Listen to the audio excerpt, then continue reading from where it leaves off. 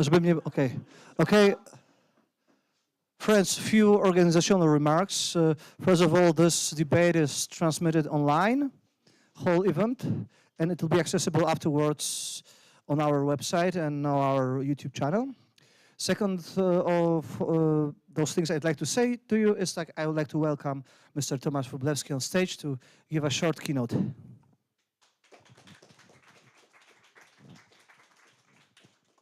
you get an easy job, huh? Again, welcome to Warsaw. Welcome to our Freedom Lunch. That's something that was created for events like this one. I hope to introduce here Professor Balcerowicz, but he couldn't come here for some health reasons. We wish him all the best. I think that the question he will post, and quite often he said, that's what makes some nations, some people prosperous and happy, and others are and others are always in misery. And that's a question a lot of economists, politicians, experts will be asking, writing a lot of books, but ever so often this coming alive to us when we now ask ourselves what would make Ukraine happy, prosperous, and adventurous in the future. And I'm sure those of you who are from Ukraine are already know and saw all those experts lining up with advice, recipes, how to make the best of your life, because they all know they come from the West, even though quite few of them come from the countries that lost their vitality from the past, economic prosperity. They are under the burden of a lot of regulations. They are struggling with a lot of redistribution schemes, and their economies are not where they used to be nowadays, but they still are happy to come up with some advice. So one advice I would have, also remembering the time when Poland had been going through transformation, watch out for those overflowing advisors, experts, and with all their recipes. There's one lesson they actually could learn from Ukraine, and we all could. It is something you know how to set up your dreams and actually how to strive for them. And whatever happens, never stop and fight for them. That's something we lost in the West quite often, that we don't have this stamina to fight for what we once dream. And this is something Ukraine actually could give to us. So just I won't make it very short to start this debate, and just to remind you what once when Gandhi been asked, what do you think about Western civilization? He says, it would be nice to have it. So this is a concept sometimes that they're trying to sell you, but it's not that you don't know where to go. So obviously it's good to get some administrative skills, economic skills, ideas, concept, and listen. But values, that's something you already have, and this is most important in your transition. Thank you so much. Thank you for coming, and I really hope for a very lively debate. Thank you.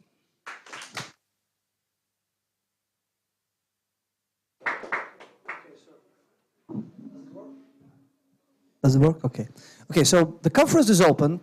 I invite Natalia Melnik, who is a co-organizer of this event, along with Austrian Economics Center. She is from Free Market Bendukidze Center in Kiev, and she's gonna proceed with all the rest. Hello, everyone. As a short intro, so it's Free Market Roadshow Kyiv/Warsaw for the second year in a row. Due to, you know why, but we're hoping that next year we will be able to be back in Kyiv. Today, with the program of this event, when we were planning it with Sebastian, we wanted to put Ukraine in the context.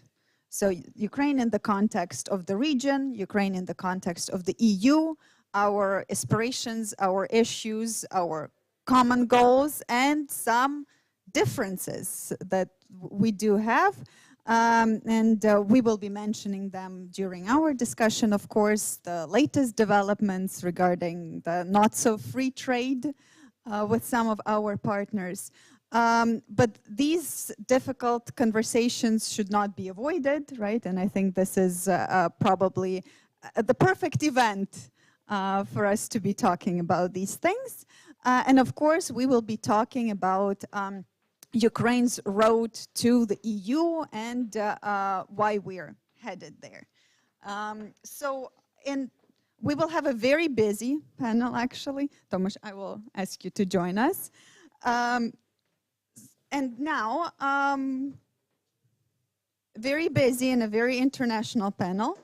Weronika Mowczan, who is the research director at the Institute for Economic Research and Policy Consulting.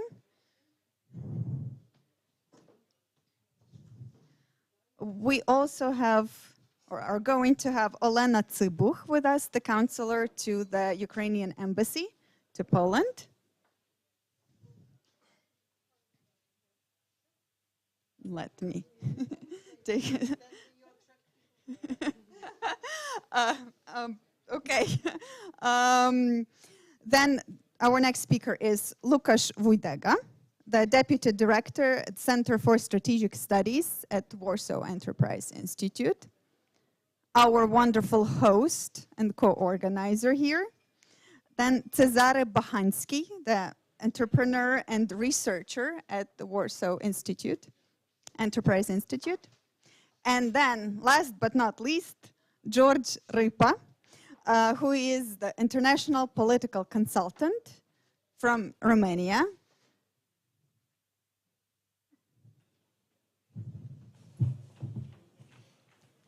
So here are our wonderful speakers. And there were a million things we wanted to discuss during this panel, but because we are, for some reason, quite constricted with our timeline, but thanks to you, we have additional, I think, 20 minutes for our discussion, so we will make use of that extra time. Ukraine's accession to the EU, is it a dream? Is it a choice? Or is it a necessity? Let's start with you, Olena, please. First of all, thank you very much, and thank you, Tomasz, for your kind words. Closer, okay. Do you hear me? No, okay. Wanted to thank you, Tomasz, for your kind words about Ukrainians and Ukraine. And thank you very much for inviting the embassy to this event. A very tricky question. I would say predictable answer, but at the same time not predictable. I would say that Ukraine's accession to the EU is both the choice and the necessity. Of course, any European country has a sovereign choice whether to join the EU or not, and that was a sovereign decision of Ukraine as well to join it. But I think that this was also a natural decision because historically Ukraine has always been a part of Western civilization, of the Western values. But now, in terms of this heinous aggression, I think that this choice has transformed into a necessity, it's a must for Ukraine to become a member of the EU. Why? Just to finally anchor us as an integral part of the West. And this will be also one of the victories over Russia, over its imperialism. I think that this is also a choice of every member state, of European member state, whether to have Ukraine on board or not. But also, due to this war, this choice was transformed into the necessity, because should the EU have any ambiguity as regards the membership of Ukraine? Or should there be any protraction in the accession process? All this will play in the interest of Russia, and all this will just encourage further Russian aggression. And surely it's not in the interests of anyone, of Europe. And to add on the positive note, I think that we all should recognize that every wave of enlargement only strengthens the EU. All enlargements brought good economic benefits, and even to those countries which were initially opposed to the enlargement. So I'm sure and I strongly believe that this will be the case with Ukraine. Mm-hmm. Thank you, Ellen. Veronika, are we ready to become part of the EU? The easiest question there is in the world. Are we ready for it? This is the greatest question. It depends whom you ask. Basically, if you ask people on the street, according to the polls, I think yes. People are ready, and it's not only the choice or necessity, it's also a dream for many of them. But if you ask the European Commission, they say no. Although they're very supportive, but if you read the reports and you look at the legislation and etc., you understand that it's not the full readiness. It's still a long way to go. If you ask some of the EU member states, which we will do. Yes, but probably not all of them are here. Most of them are not here, I would say. They will say that might be sometime, definitely not now, and this is a very, very, very, very long process. And even being now in Warsaw and looking at our borders with all these import bans and etc., you understand that it's not only Ukraine's readiness to be discussed. It's basically also the readiness of the EU market to accept Ukraine. Because, and it's one of the criteria that's not very much discussed. We all know the political criteria, we all know economic criteria, know like from the Copenhagen criteria, fundamental market economy and ability to the states union market pressure. But that also there is a line there that the European Union countries have to be ready to withstand a new market pressure. And that is the question that we are not fully ready to grasp yet.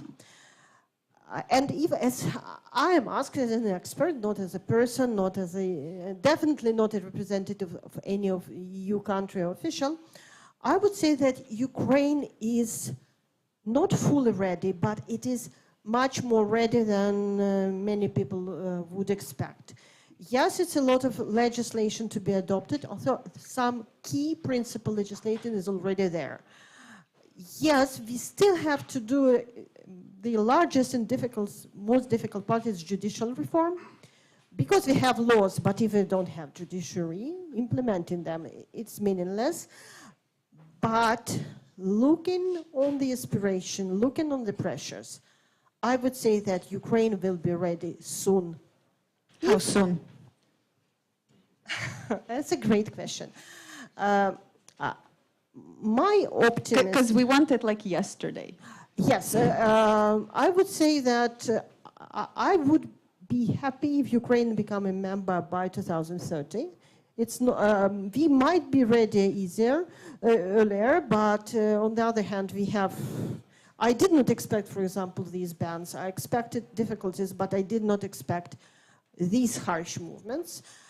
And that ruins my understanding, will they have any opening of accession talks this year? And if we have no accession talks like it was in Balkans, then whatever legislation we adopt, whatever market pressures we are ready to withstand, and I'm sure we are ready to withstand them.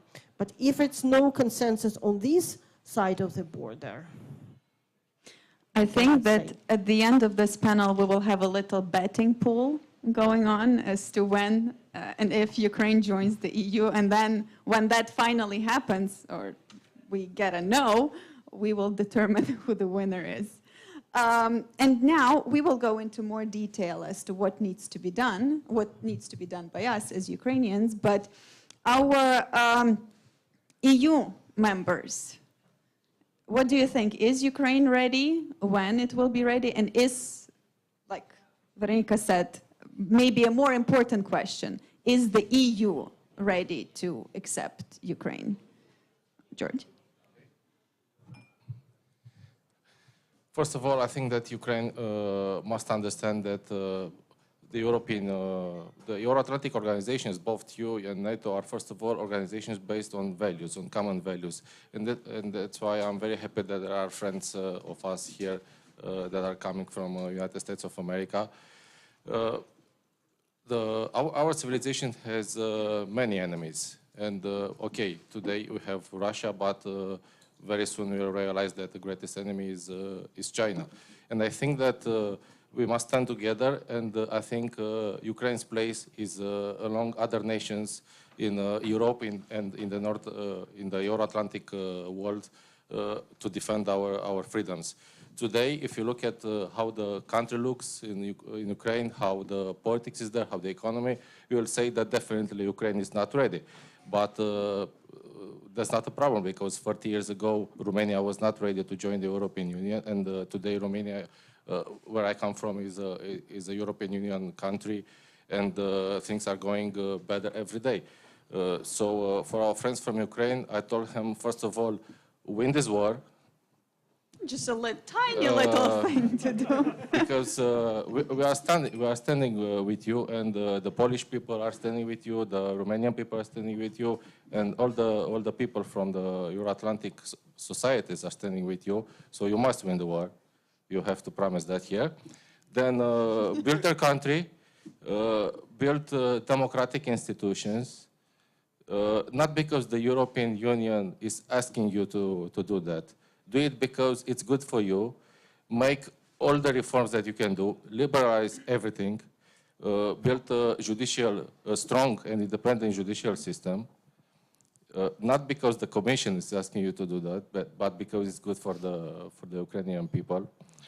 Build independent media that does not get money from Brussels or from the government or from different tycoons. And I think you know what I'm talking about. Because 30 years ago, Romania was in the same situation as Ukraine today, except the war. Except the war. Of course.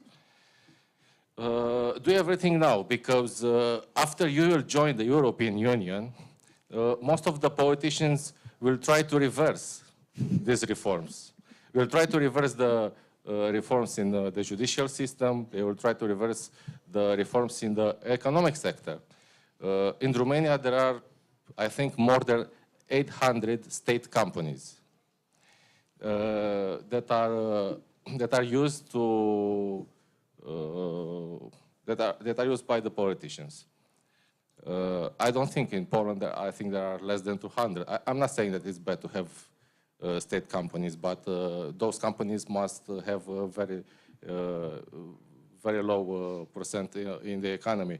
And so on. So build your country, first of all. We are with you, and we are respecting you. I don't know if it's 2030 and 2045. It doesn't matter, because what matters is to make the reforms, because those reforms will guarantee a strong economy and a strong level of living for the people, no matter what, if you're a member of the European Union or not. But most of them, but above all, before joining the European Union, I think it is most important for you to join NATO. Unfortunately, we don't have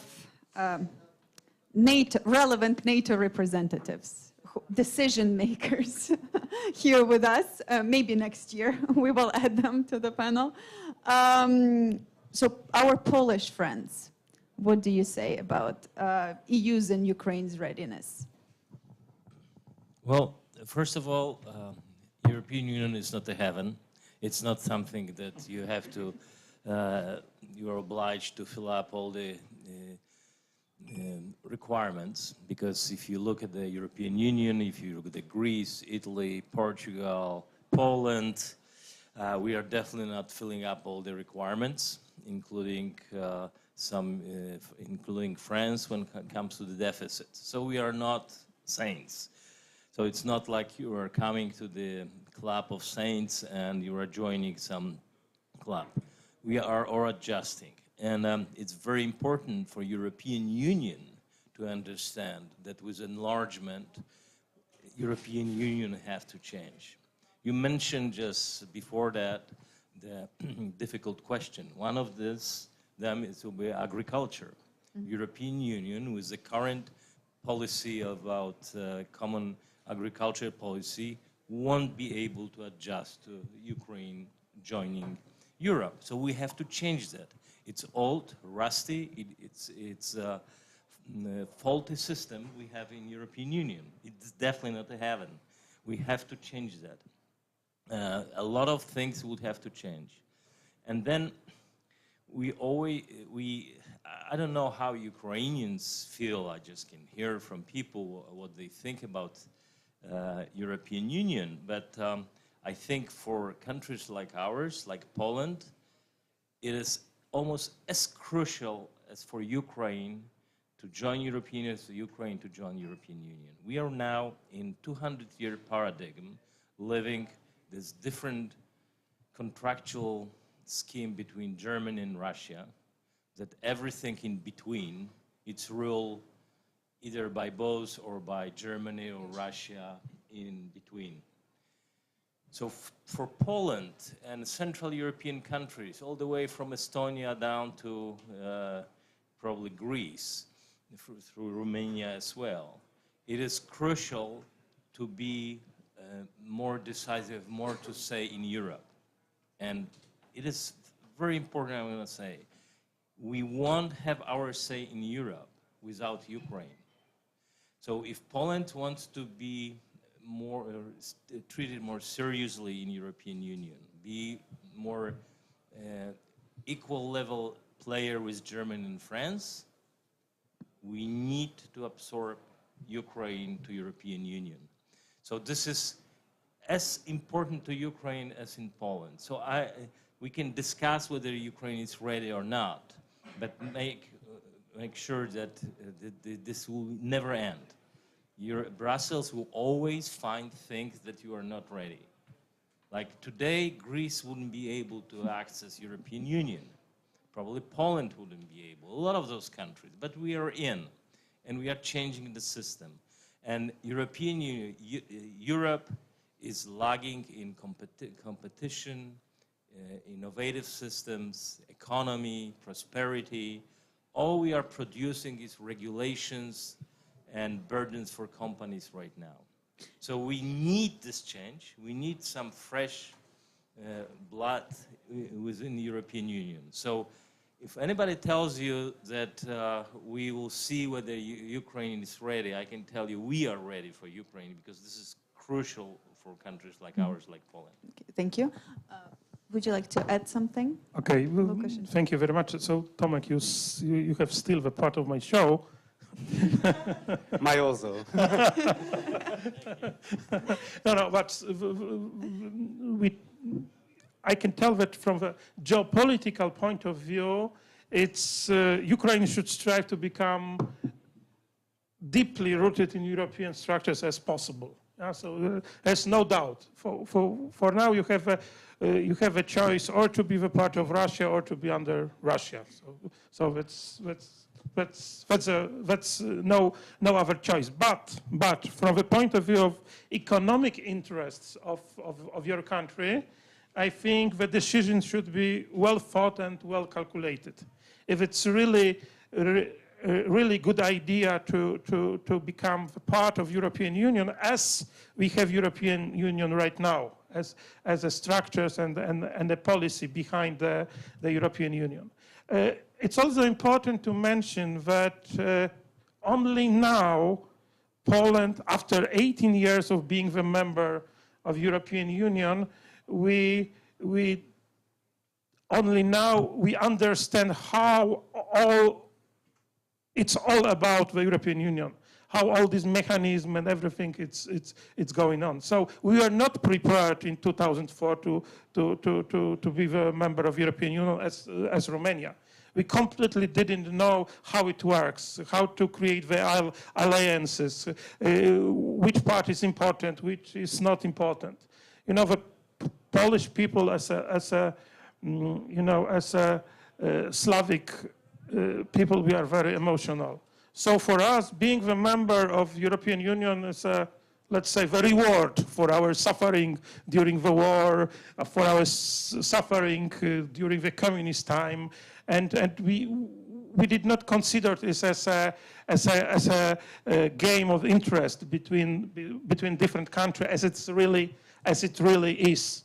So my advice for Ukraine for now, as we look for examples of Turkey, as we look for example of Balkan states, which are waiting many years. Please remember, Poland was a candidate to European Union for 12 years. Yeah, from 1992, we were accepted candidate, and we became the member finally in 2004. So it was 12 years. So right now, it's for you, if you really want to be the member of this institution, these structures, you have this great opportunity to learn how it works. So the next time, I am not so optimistic with this 2030, of course, but it's time to be well prepared, to calculate it, to prepare the profit-loss statement, and know if you really want from economical point of view. As I mentioned, from geopolitical point of view, I have no doubt. But from economical point of view, you should have to calculate it and be prepared for a very tough negotiation. Okay, so 2030, you say it's a very optimistic scenario. Yeah? So which one is yours? Realistic or pessimistic? Well, frankly speaking, I think it depends on the decision of the most powerful countries in Europe, between Germany and France. Because I think in Poland you have a fully support. I think in Romania you also have a full support. But from the other hand, when we look for this grain crisis we had and all this agriculture issue, it's not so easy. But I think we'll find the good solution. But the final, let's say, political decision will be taken in Paris and in Berlin, I think. And maybe with some support from Washington, D.C. Cezary? Okay, so by political reasons, of course, Ukraine should be in European Union. Is Ukraine ready to join the European Union? For sure, no. And also what is not talking about, that the European Union, as Tomek mentioned before, is not heaven. This is not the same European Union like 20 or 30 years ago. If you join the European Union, this is kind of the business contract. This is like a contract. If you look at the past, for example, the example of Poland, we gave cheap laborers. We gave people to work all around the European Union. Demography is another problem, because if you will have totally free movement of people, who will work in your country? It will be the same exactly problem like is now in Romania, when there is no workers and they must have immigrants to work. The same is now in Poland. So, as I mentioned before, European Union is not a heaven, and you have to consider 5 times about this. Well, luckily for you, you have millions of Ukrainians working in your economy. That's fact. And we are very thankful as an entrepreneur that Ukrainian people work in Poland, because it helped us so much. But you have very bad choice, to be honest. You have choice to be part of Russia, or dependent on Russia, or be dependent on European Union. To be honest, I prefer, if I'm in your shoes, to be part of European Union. In last year, only 9% of requirements to accession to you fulfill only 9% more to make accession to European Union. So it is long process. This is not 2 years, this is not 5 years. It's a very long process. So by economic reasons, for sure you are not ready. But for political reasons, you should be in part of the European Union, and I think this is in the business of all European Union members. I would like to add that it is that situation today in the European Union as it was 20 or 25 years ago. 20 or 25 years ago, we talk about the liberalization, we talk about the free market economy, and now we can see that France is nationalizing its energy sector. And also, unfortunately, we must learn new pronouns. That wasn't the case 30 years ago. But even so... She, her. They, them. They, them. But I think it is very important for the European Union to have Ukraine. It is very important for Poland, and it is very important for Romania, because Ukraine will bring a new kind of realism to the table. Because today the Ukrainians are fighting and they are dying for the old fashionable values, for the old conservative values. They are dying for God, for country, and for their family. And perhaps we need in the European Union to be reminded that those are the values that founded the European Union more than 60 or 70 years ago. Before we go to Olena and Veronika, I would like to point out, because already 2 speakers mentioned the choice that we have, either be under Russia, right, or under the EU, or whatever, but there is a third choice that we are actually currently experiencing, is that if you don't want to be with Russia, you will be destroyed by Russia. So that's also an option, and that's something for our partners to consider, because Ukraine is running out of people. And every single day that the war is going on, we are not, somehow growing these universal soldiers that will go and defend freedom, or will go and defend all of these wonderful old values, right? And it's very easy to say you need to win the war, and then you need to help us, counteract Berlin and Paris, or get ready to fight China and so on.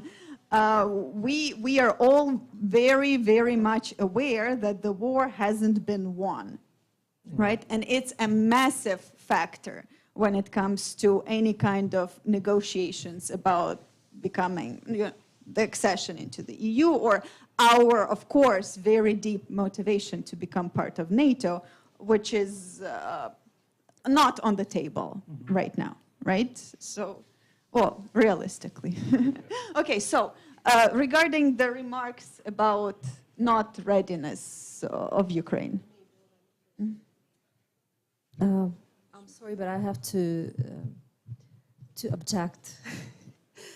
I think that the country which is defending the European values on the real battlefield, given the lives of its best men and women every day, paying this ultimate price, it's part of the EU by default.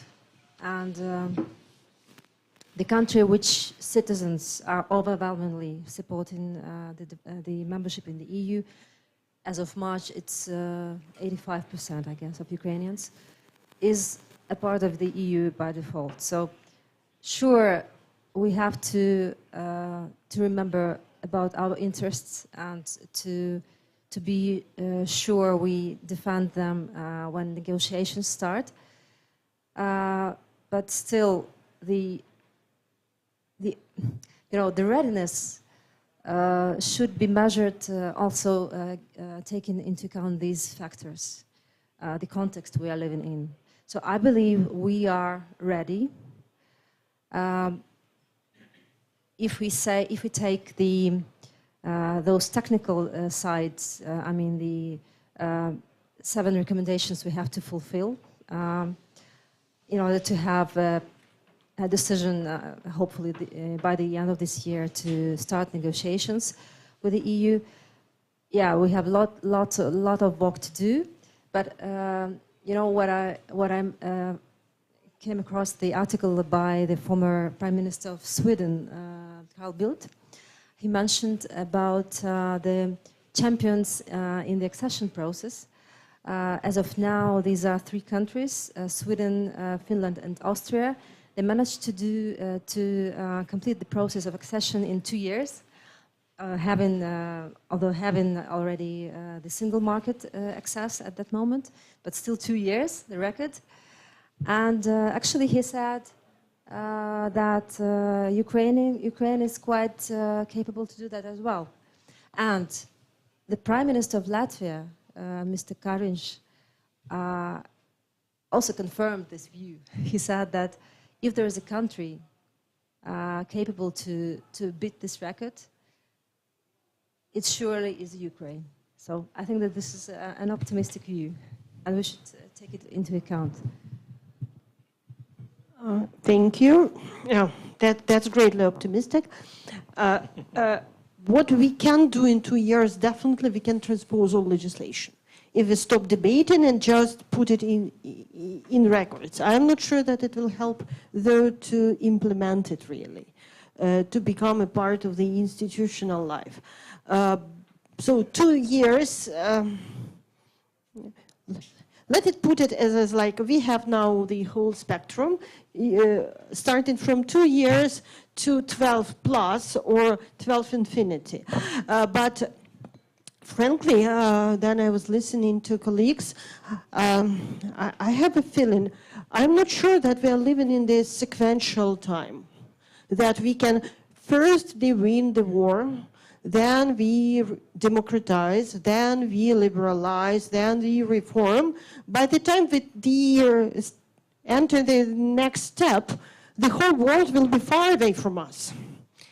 I'm not sure that's very democratic, but it's definitely there. That's one thing. So life is complicated, and if I have several lessons learned from the war, and one of the maybe most striking lessons for me, or maybe the first lesson, is that life does not stop with the war. If you read all the literature and something, it was a wartime and a peacetime, and the wartime was only the war. That's wrong. I am living in Ukraine, and I have to confess that basically I continue living normal life. I continue worrying about deadlines, about new projects, about health, about education, about what to cook tomorrow.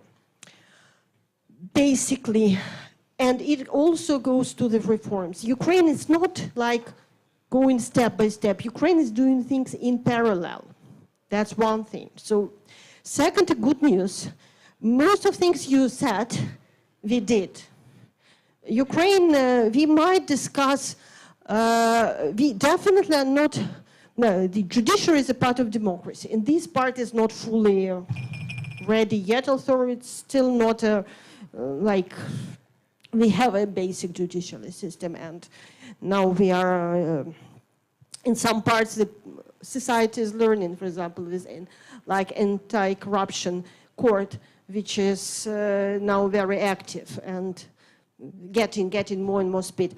But basically, in terms of elections, we are a very democratic country. Just before the war we completed, a couple of years before we completed decentralization, that changed strongly the organization of the country and fiscal structure of the country and decision-making in the country. And the part of the why the country is fighting also is because the people are much more, can decide much more on the ground. Ukraine is quite liberal, frankly. Ukraine trade is one of the very liberal. We will argue, apparently. And Ukraine is changing in terms of digital things. Ukraine is much more transparent than it was a lot before. Regulations. We are transposing EU regulations, which is not, it was not the dictate of the Brussels bureaucrats. Ukraine announced that it will transpose EU legislation slowly, but more than 2 decades ago. Actually, if we are talking to the decision, Ukraine choice, necessity, it's all, but it is currently, now, it is necessity, because it's only guarantee of security together with NATO, but even without NATO, I bet that Russia would not attack if Ukraine be a member by then. Russia is never attacking strong.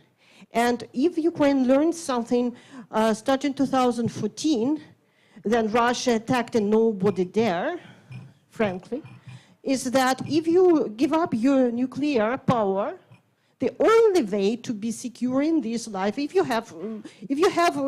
Switzerland, probably it's not the only way.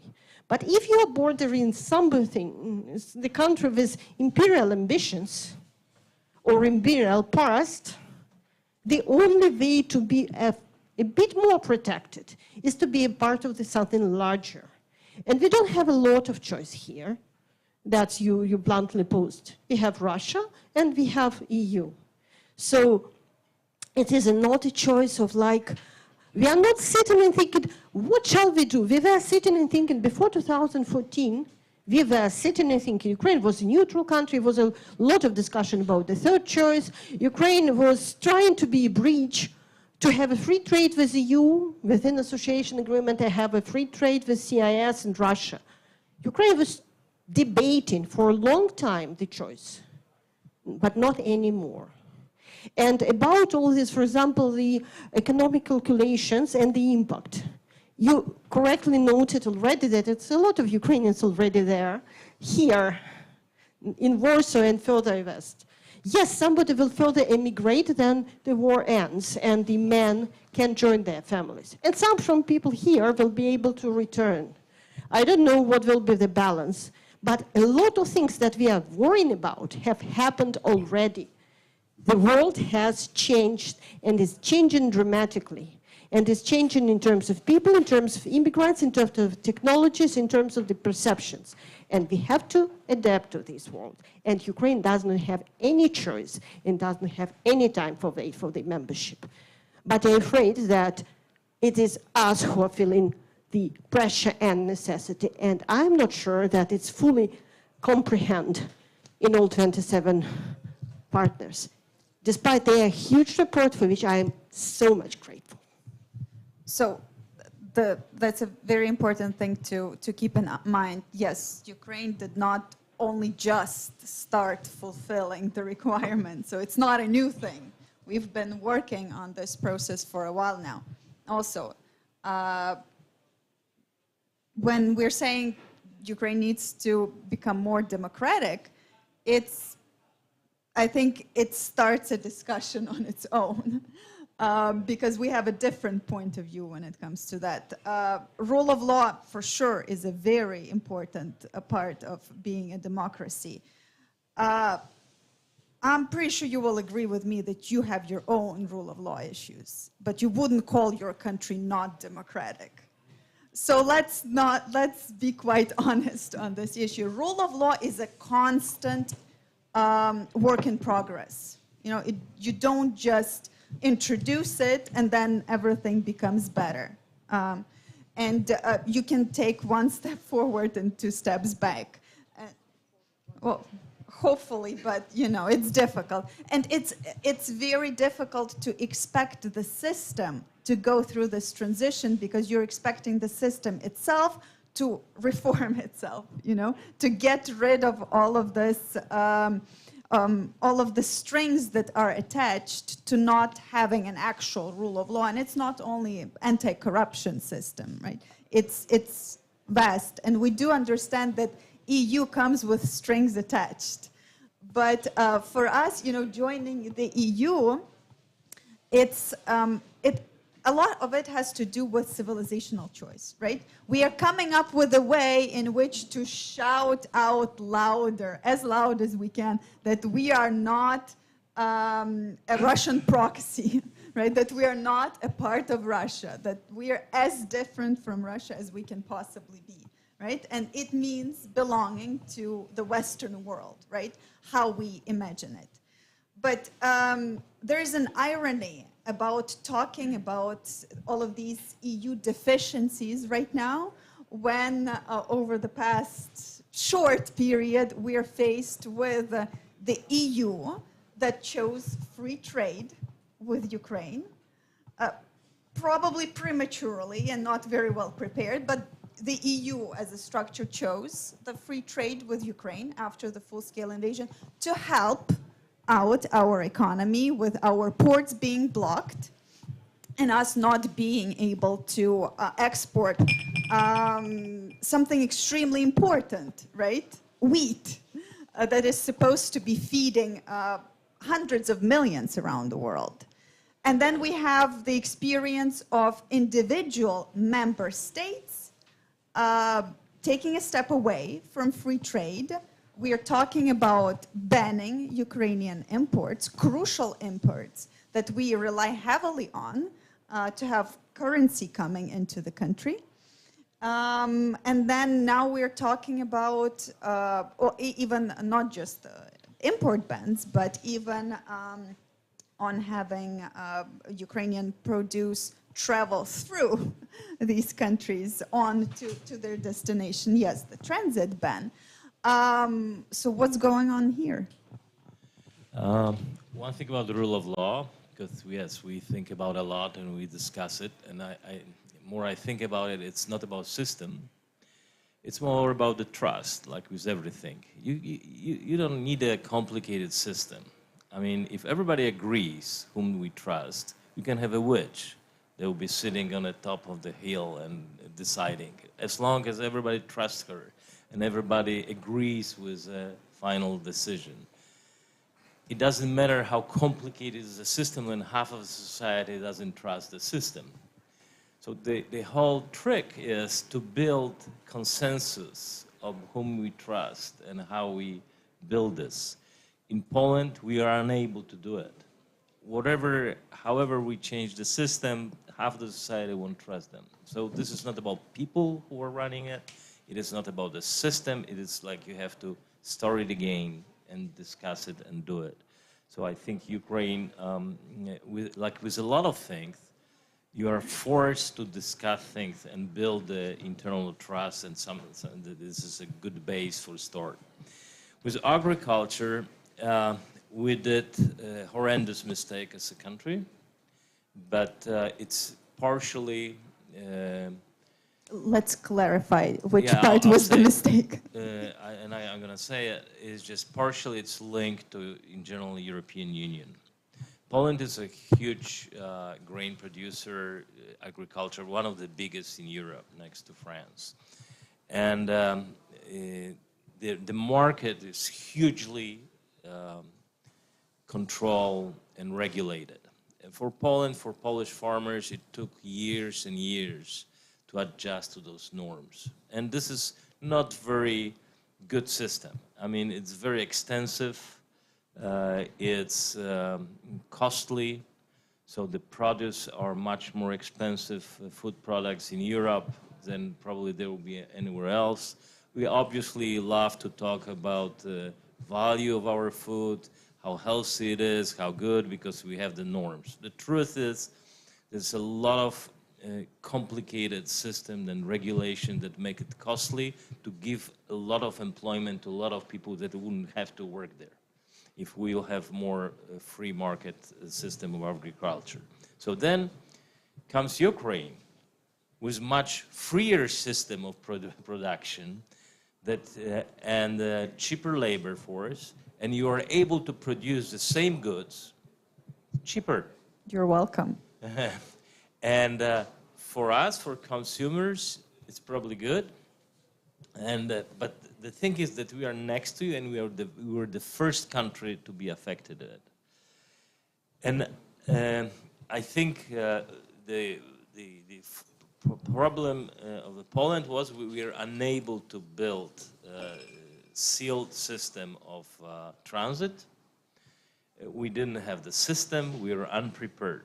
This is just talks about how short-sighted is whole Europe. That we are talking about Ukraine and joining us in the European Union, but we are not asking ourselves the question, what does it mean for Europe? What does it mean, the whole agriculture system? What does it mean for people moving back and forth? And it's not just Poland, but also other countries. And I would love to see how France would react with all the overflowing food. They are this is a very touchy issue. If you get your very good wines from Ukraine, which are very good, from Odessa region or Vinica, bring Crimea. to bring to hopefully bring to France, you see what's going to happen. So this has to change, and it's Poland should. And we do have a problem, and we discussed it internally in Poland, also Association of Small and Medium Employers, and with the branches, that our farmers should get together and rather cooperate with Ukrainian farmers and give them a know-how how to adjust to European norms, and give them know-how also how to process food. And that's something we could actually build on. Building process plants in Ukraine and working together. So the mistakes have been done, but it wouldn't happen if not for European Union rules. And this is something we call for. Start talking about agriculture policy. I am a member of European Economic Social Council, and we are trying to force European Union to start talking about it. Because in 2-3 years, this will be real big problem for whole Europe. Okay. Yes. Okay. Tomek mentioned the agriculture, which is really costly area. It's consumed about 1/3 of the budget of European Union, only the agriculture. And when we are talking about the negotiation, we have about 33 negotiation area. So my question is, how many of this negotiation area you already closed? I believe that no one was closed still. We did not start. Okay. We are talking, explain the import bans first. So we have a 33 area of negotiation. Agriculture is only one of them. So we have so many other areas for contradictory interests of the countries. So then, for example, opening the market of Ukraine for European products. You can. It's done. But you can imagine what it can mean for Ukrainian industry. It could finally, it could mean the collapse of a big part of industries. No. So I'm very sorry, but let's not produce fakes, at least here. First, a free trade. It was not last year, I'm very sorry. Free trade, the agreement was a part of the association agreement, signed in 24, and full-scale applied 2016, and basically EU market was open for Ukrainian products most entirely. Almost immediately, over 80% of tariff lives were opened. What we had tariff rate quotas, which was not a bans, no quantity restrictions, was MFN duties, most favored nation, WU level duties applied for products over the level. But basically for many products that we are now debating the closure, they were duty-free for quite a long time. For example, the same corn, maize, which is the largest grain imported by Poland, not wheat. It has zero duty in EU for a very long time. But that's just okay. one. Okay. And about Ukrainian industry, can I have? But because Ukraine, you will have a further discussion. But Ukraine, the structure of industry changed dramatically, exactly because Ukraine opened for competition for many years. Not only for European competition. Ukrainian EU duties can enter Ukraine duty-free and with the same technical regulations, and actually we are adopting the same food standards as EU applies and using them for quite a long number of years. There is not so huge barriers, and for European Union they are much smaller than for other countries, to enter the EU market.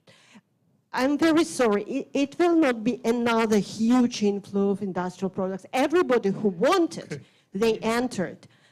And one more, Ukraine knows how to produce food products. Okay, please understand. I am not against the Ukraine in this situation. I really, in a long term, I really consider the Ukraine as a very precious ally of Poland and as well the Romania or the countries from our region, especially in shifting the interest of European Union from the current position into more to the east. Of course, in some short-term strategies, we are the competitors. No doubtly in agriculture, in industry as well. If Ukraine will join the EU, you will be the biggest recipient of structural funds, which Poland is right now. Yeah. So I would like to add something. Wait. Because if you have structural funds, it goes mostly to the regions which are not developed. Yes. If you look at Poland, in the last 20 years, only Warsaw, only one town, is 100% of average GDP per capita in European Union. And all countries of new European Union, like Bulgaria, Romania, Poland, they will lose the most of accession of Ukraine to European Union. Yes. Romania, please.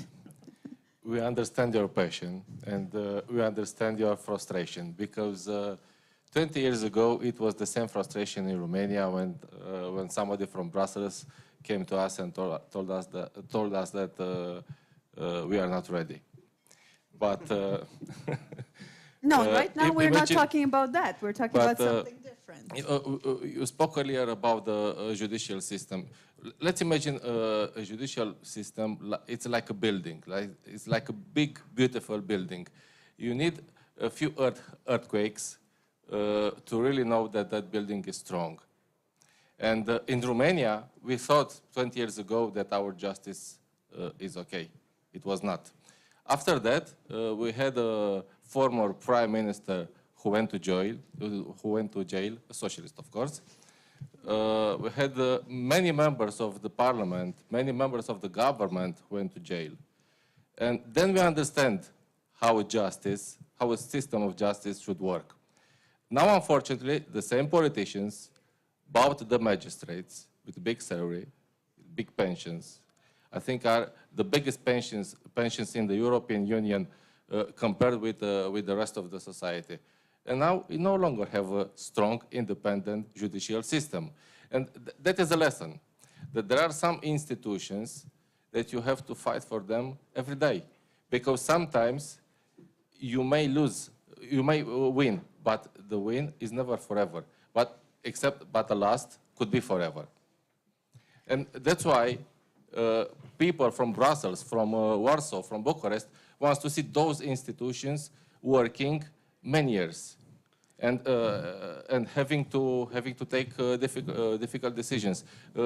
Our colleague talked about 34 chapters to negotiate with the European Union. Yes, I know about that very well. I remember those times in Romania, and I repeat, it was a great frustration because we had, I think, the border security and the judicial system. Those were the last one, and we were sure that our border security is fine. We were sure that our judicial system is fine, but we were wrong. I would like to add. But it is important. As a moderator, I'm going to use my right Okay. to interject without muting the microphone. We are returning back to where we started from, right? That we heard you, Ukraine is not ready, but we heard you also that your countries were not ready, and it didn't stop your accession process. That's one thing, right? So let's not judge if we don't want to be judged. One thing. Second thing, competition is not a bad thing. I don't think I should be pointing that out in our audience, including agricultural competition. There will be tough competition because Ukraine is a major exporter, right? So we need to be figuring out how we can make this competition sustainable and how we can make free trade work, right?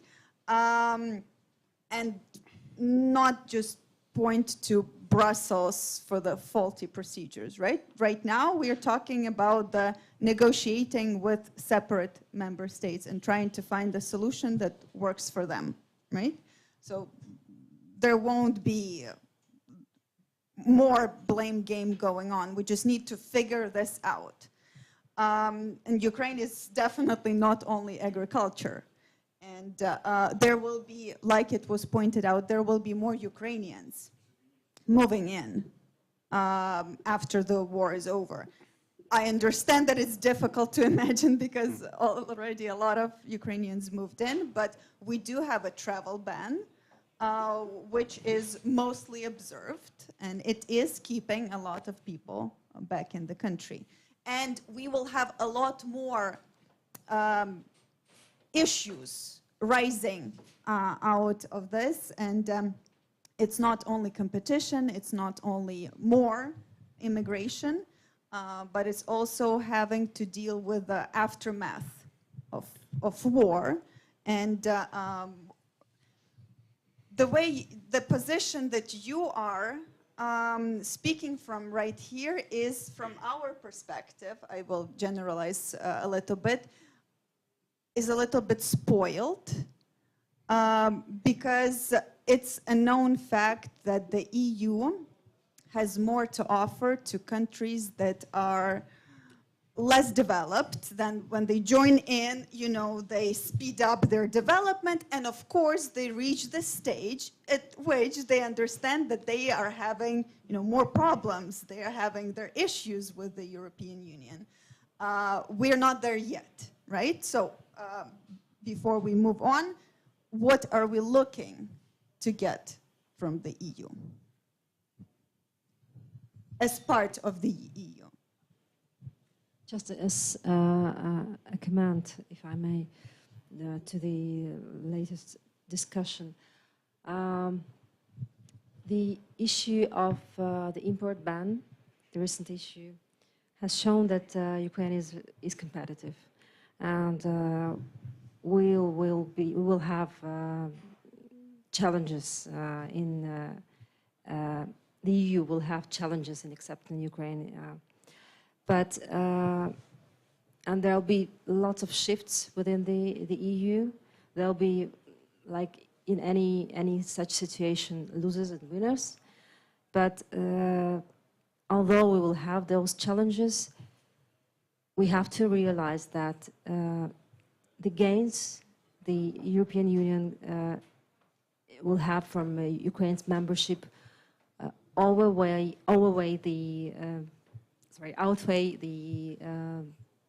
the challenges we will have.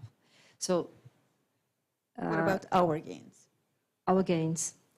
Ukraine's main gain will be, I would say, I would form it in two groups, and I think that I'm sure I will not be original. The first gains are ideological. Ukraine will finally be a part of a prestigious club of countries with shared values of liberalism, of humanism, of the club of very strong economies and stable political systems. So this is a matter of ideology, value, image. And the second group of gains, these are pragmatic ones. I mean, surely the membership will open tremendous opportunities for the economy, for our economy, for the boost of the Ukrainian economy, for the well-being of Ukrainians, the flourishing of the country. So I guess, but the main goal, the main gain, the main benefit will be the security and stability we will get. Recently there was a discussion in Warsaw about the Ukraine's future membership in NATO, and the main idea was that the gray zone, which was due to the gray zone in which Ukraine was all this time, galvanized the Russian aggression. And I guess this could be, this is very alike with the European Union. If we are left in this gray zone, this will only unleash this instability, So the main gain, the main benefit for Ukraine will be stability, political stability, strong economic status, and prosperity in the future. Thank you. I will start probably from money, because it's what probably you expect me to say. And if we were discussing that 2 years ago, before the war, definitely I would say yes, structural funds is the thing that Ukraine expects to get as a member, and the money before accession. But currently with the war, with the need to rebuild country, these international commitments and European Union commitments to provide money for reconstruction and rebuilding, I'm not sure that we will address that using structural funds. There will be absolutely other money, which are larger, basically, than structural funds, because needs are not like prolonged. Needs are here now, and there will be a whole big debate in the next session about that. So, frankly, I'm not sure that Ukraine, if the reconstruction and rebuilding is successful, will need structural funds, or will need as much structural funds as we expect now. We'll see. I'm not doing these calculations. My colleagues are not here, but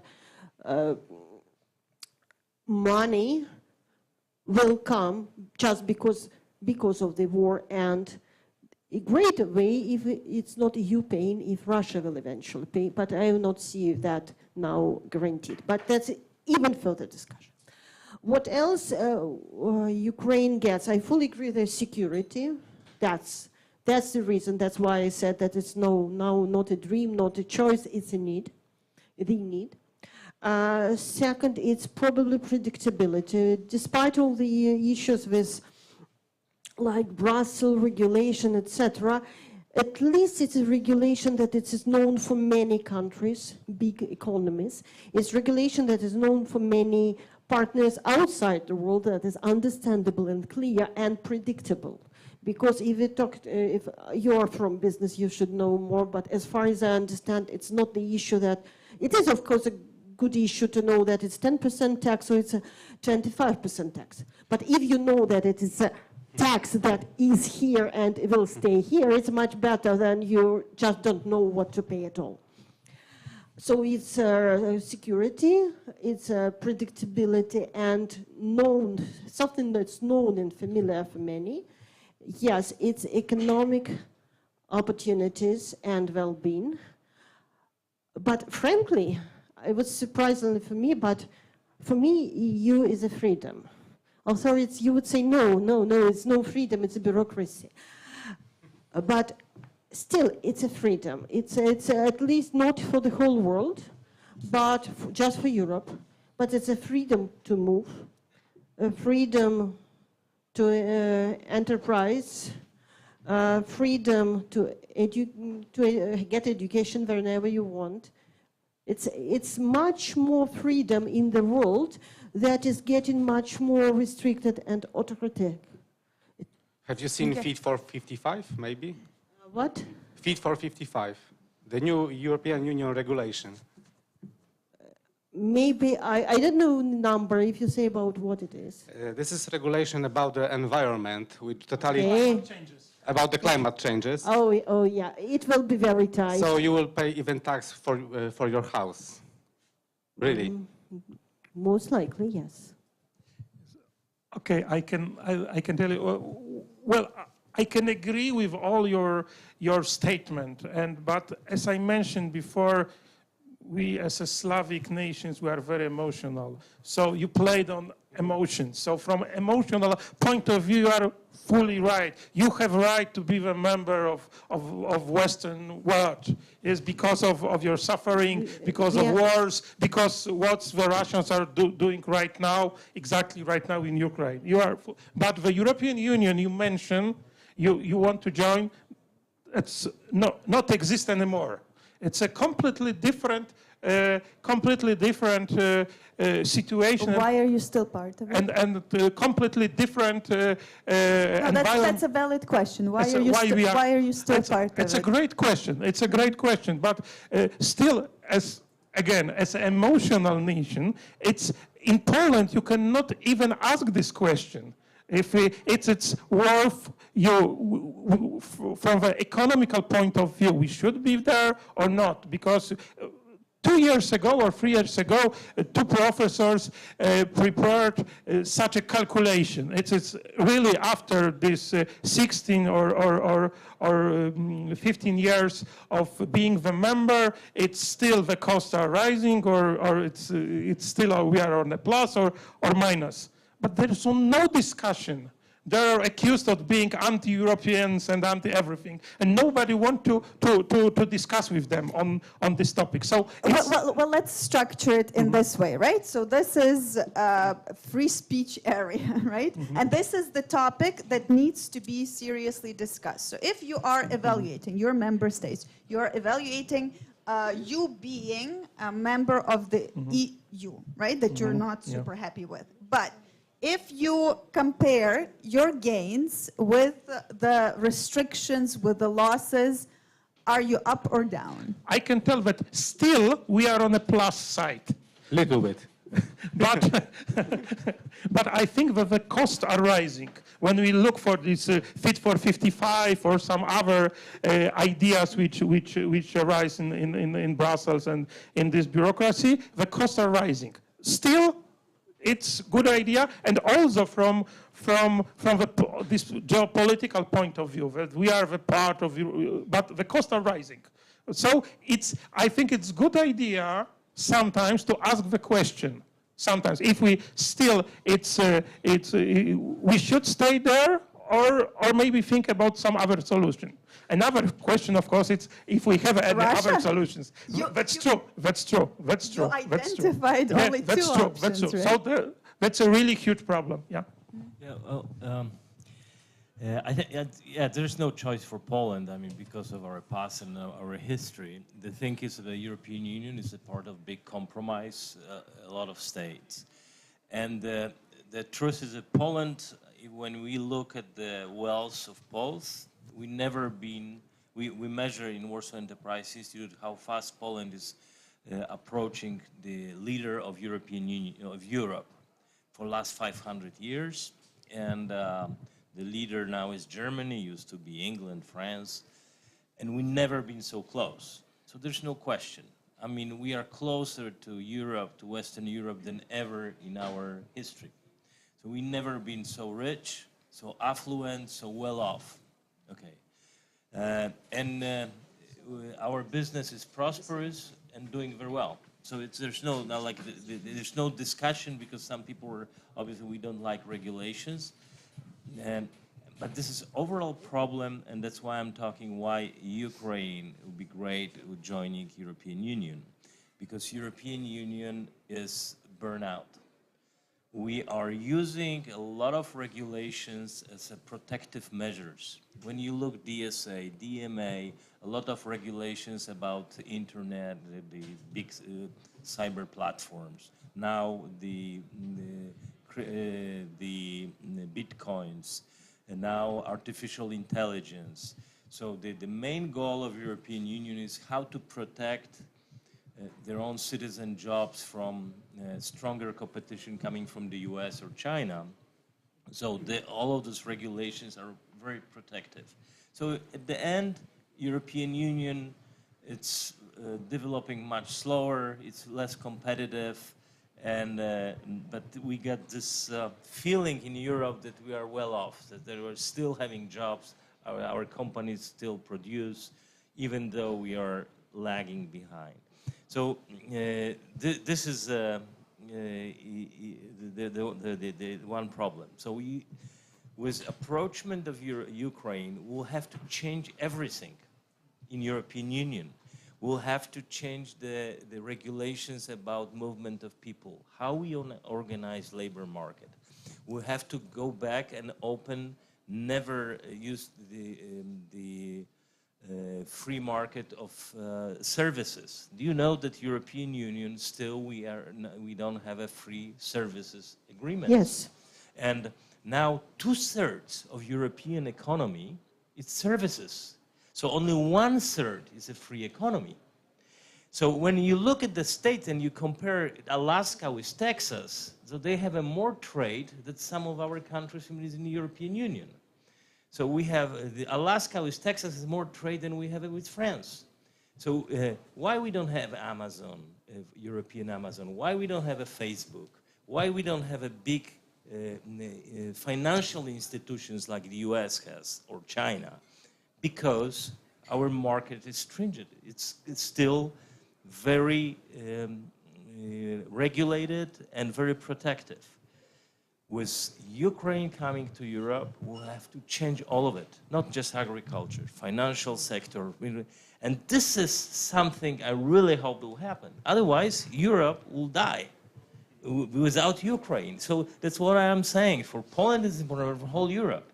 I mean, you can't have this old agricultural system in Europe with Ukraine joining up. It would be just so funny. I mean, this will just all burst. From day to day, of course. So It will burst too late. but my problem is that nobody does that in Commission right now. Nobody sits down and say, okay, this will happen. In 5, 10 years, Ukraine will be here. So how we prepare? Nobody does that because the bureaucrats are doing what they always do, protecting their job. They have to come up and say, we have to revolutionize that. We have to completely change our agriculture. We have to change our financial sectors. We have to change it. I talked to some people in Polish financial system, and I say, why don't we use the opportunity we have to create with Ukraine joint financial system. So Ukraine at least be already in Europe, but for us it will be open big market, like a BLIK we're using in Europe, in Poland. We could actually, we sold it to Romania. We could actually do it in Ukraine. So Ukraine will be already in financial market, European financial market. Regulations, we can't do that. Okay, got it. George? Okay, from a Romanian perspective, and I also think that it is a Polish perspective also, we need to rebalance the European Union. Because something bad happened a few years ago when Great Britain left the European Union. Because in London, we see that realism that I was talking about earlier. And we can see that in the last years, the most important decisions were taken in Berlin and in Paris, of course. But I think that if Ukraine will join the European Union, perhaps imagine Kyiv, Warsaw, and Bucharest standing together. And perhaps we will not have things like Fit 55 that is destroying our economy, because it's true. Today, we are changing our dependency to Russian and oil gas to the dependency of the Chinese battery. That is a fact. And remember... Ukraine has lithium. Yeah, and remember that not too many years ago, Angela Merkel was defending her special relations with Russia, and there was almost nobody there to say no.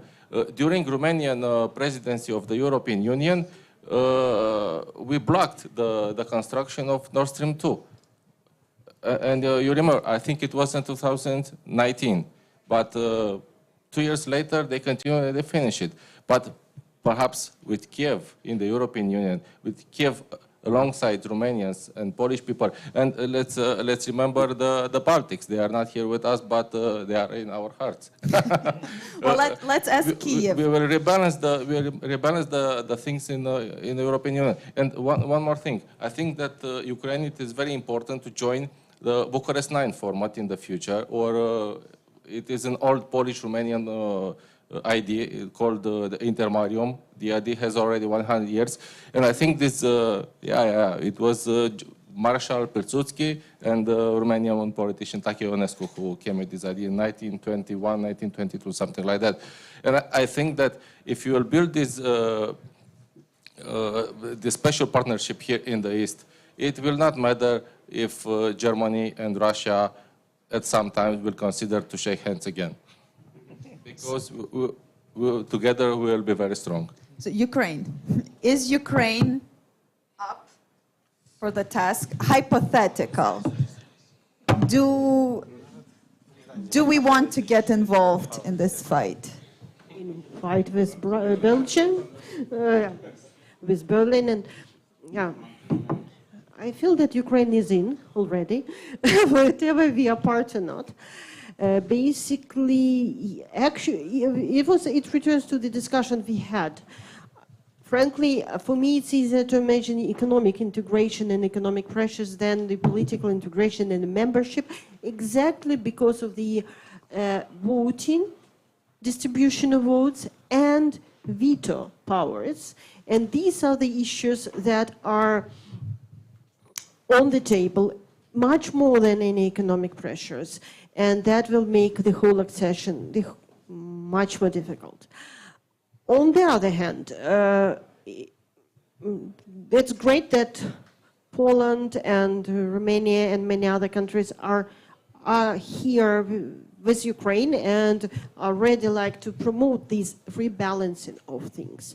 But what I learned from the past, at least what I learned from colleagues, because I did not study that myself, that actually EU is first accepting new members and then it realizes that it cannot stand with current policies with the new members, and then it starts to change. So the sooner Ukraine becomes a member, the faster EU will be more dynamic and probably less protective. Although disregarding all my liberalism, I'm not sure how to withstand the climate change pressure, this dynamism of the world. But this is just another discussion. Summing up, I think that first, Ukraine was a lot to discuss that. Do you know the chapters? Yes, I do know the chapters. Moreover, I can comment on what happened with many chapters because I'm following that for years, not as a part of the accession, only last year as an accession. I have participated in filling in questionnaires in the first wave and now responding to the questions to the first accession report. So Ukraine is not as unprepared as you think. Ukraine has a lot to do, but still has a lot done. But I think that it should be non-bureaucratic, but more political decision, because I strongly sure that with Ukraine in, EU has dynamism. With Ukraine out, with Ukraine standing at the door, intermarium might be, but with, we are too competitive within ours, so it will be only political, which might not stand up.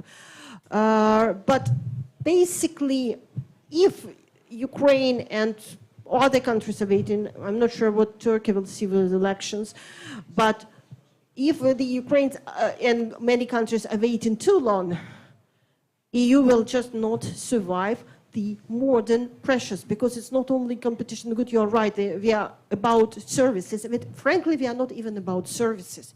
We are about digital, which is not exactly the services. It's like, I think it's, in 10 years we will talk about that as about another, like, freedom. It's not freedom of goods.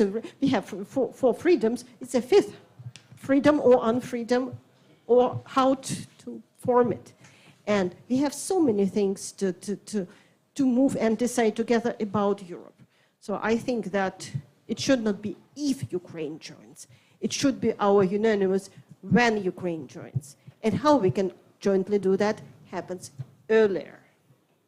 So to move closer to summing up the discussion and maybe receiving some questions from the audience, Olena, when Ukraine joins the EU, Ukraine's role in the EU.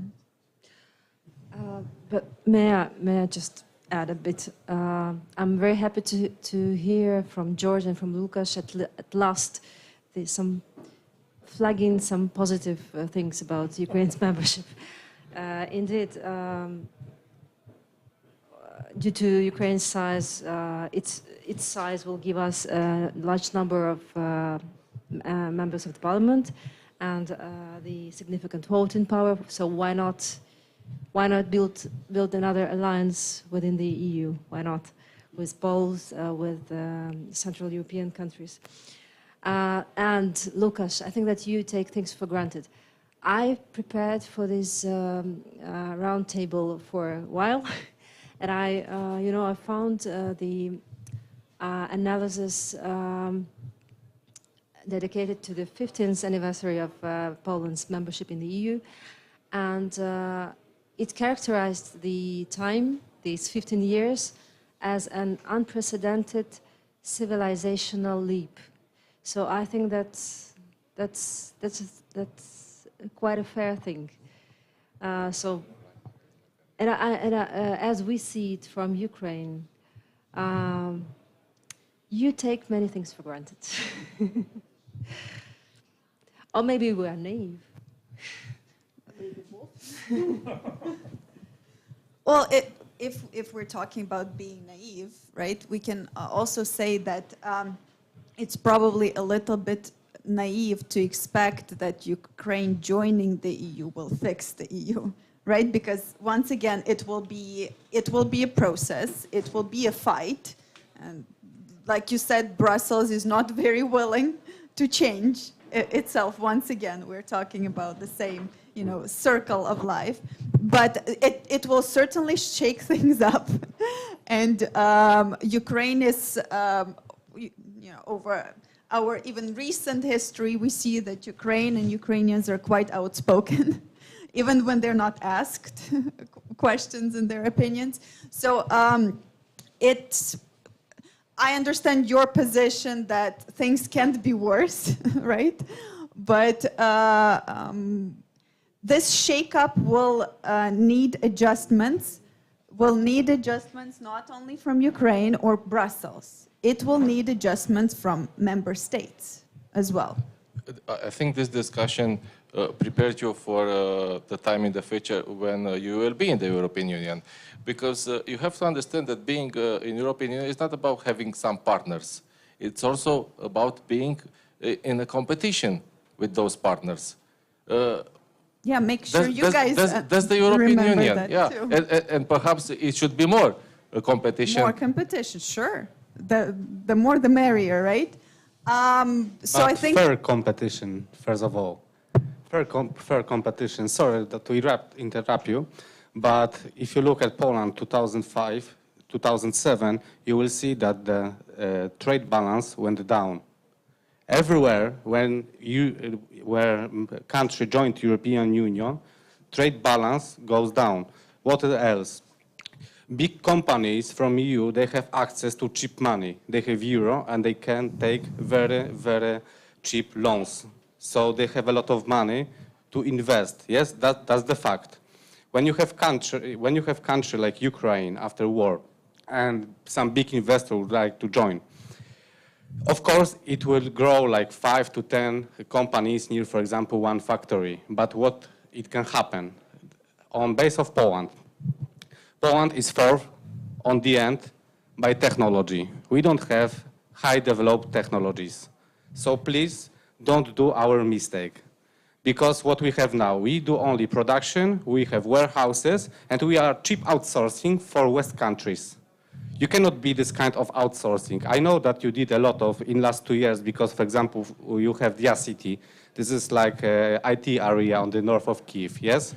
So what is my advice? Don't do our mistakes. Don't be a country without your own technology. Thank you. thank you. Huge thank you to the speakers, but I think we're ready for the questions, for more questions, and possibly even harder questions. So, yeah, just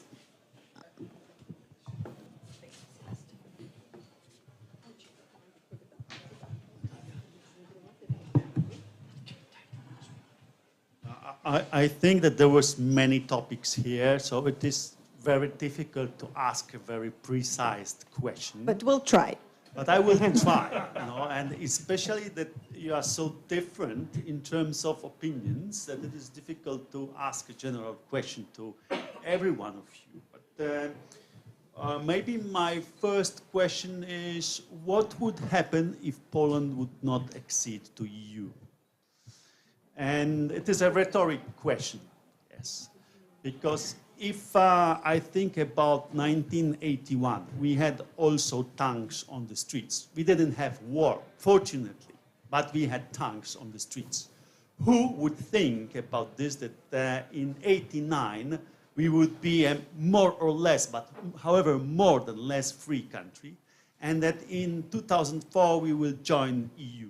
Okay, let's give it a try. So. Okay, I will try to answer this question. It's not maybe one more question concerning when I am listening to some of people talking here, I see that we are trying to advise to Ukrainian people and to Ukraine in which alliances they should come, are they ready or not to enter to the European Union? And the question? And the question is, do we really have the right to say, are they ready or not? Do we have the knowledge? Wonderful question. To answer this? And are we really in the position to say them in which alliances and with whom they should enter when they will join European Union? Okay, I will try to be as quick as possible. Yeah. So it's in 2004 when Poland joined EU, it was not a question being in or being out, but more it was a question about the conditions. And right now we consider that the European Union changed a lot comparing to 2004. We can consider this a different organization. And if you are talking about the readiness of Ukraine or not readiness and our right to talk about that, yes, of course, we are the members, so we have the right. And they are still not the members. About being members, but they are the members, so they get to vote. They are not the members, so that's our right to discuss with them. And of course, as I mentioned, Ukraine being the member of European Union will be our very precious ally in all the alliances and discussions. But I would like to point out that we are the ones asking the question, right? We wanted to hear the opinion, so it's not like it wasn't unasked for. Okay, so maybe one more question.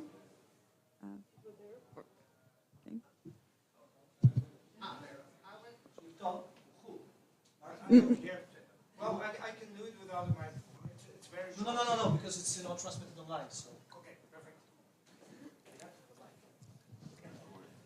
Well, we already heard that one of the sources of resistance to a quick membership of the Ukraine was the loss of structural funds for some country.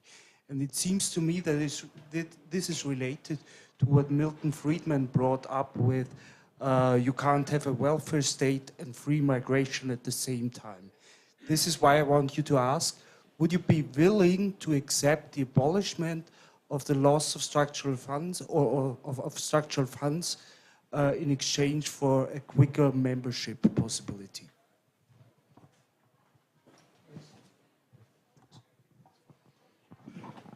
That was the answer, well, yes. Yeah. Yes, I mean, Poland gained much more from the free market, for open market than from we get from structural funds. It's unproportionately more.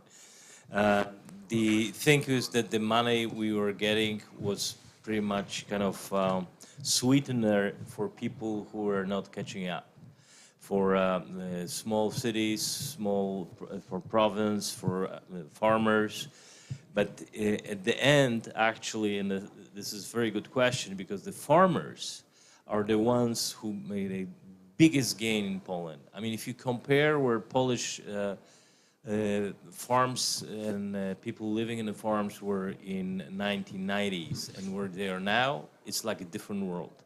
I mean, if you think Warsaw developed, it's nothing compared to small towns and countryside. And it's not because of the structural funds. This is thanks to incredible production and restructuring, internal and thing.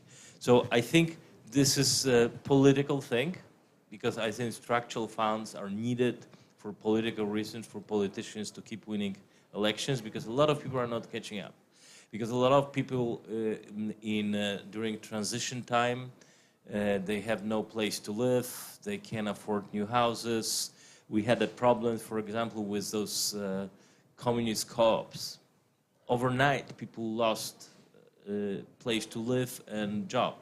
There were like thousands of people didn't have a job. So, and some of them were given help, government aid. And funny thing is, those who didn't actually succeeded much better. So we don't need it, but this is a political fund. And you see in Ukraine, this will be very needed for political purpose. And Okay, I think we're finished, or one more? One more. well, Okay. one more. One more, just one more, because we were... Hello. So just wanted to ask you, like, okay, we have discussing Ukraine, EU, but I think we have to touch on America's role on here, and I think there was a very interesting point on that when President Macron dared to say that they would not help the Americans with Taiwan, they said, okay, and what if we leave you? What if we don't help you anymore in Ukraine? What if we let you defend them? Can you do it? And he reminded that they could. France, for example, to fight they needed to fight some rebels in Africa. They could not travel the soldiers. They had to use all American equipment. So I said, what would you do that for? And especially coming that now they're claiming that China will be ready to fight this war in 2025. That is 2 years. And there is the possibility that war will go on. If it goes on, and then Macron again says, okay, we will not help you, make a deal with the Germans, as always. And they say, okay, we will not send troops. The Americans will say, okay, Europeans defend Ukraine on your own.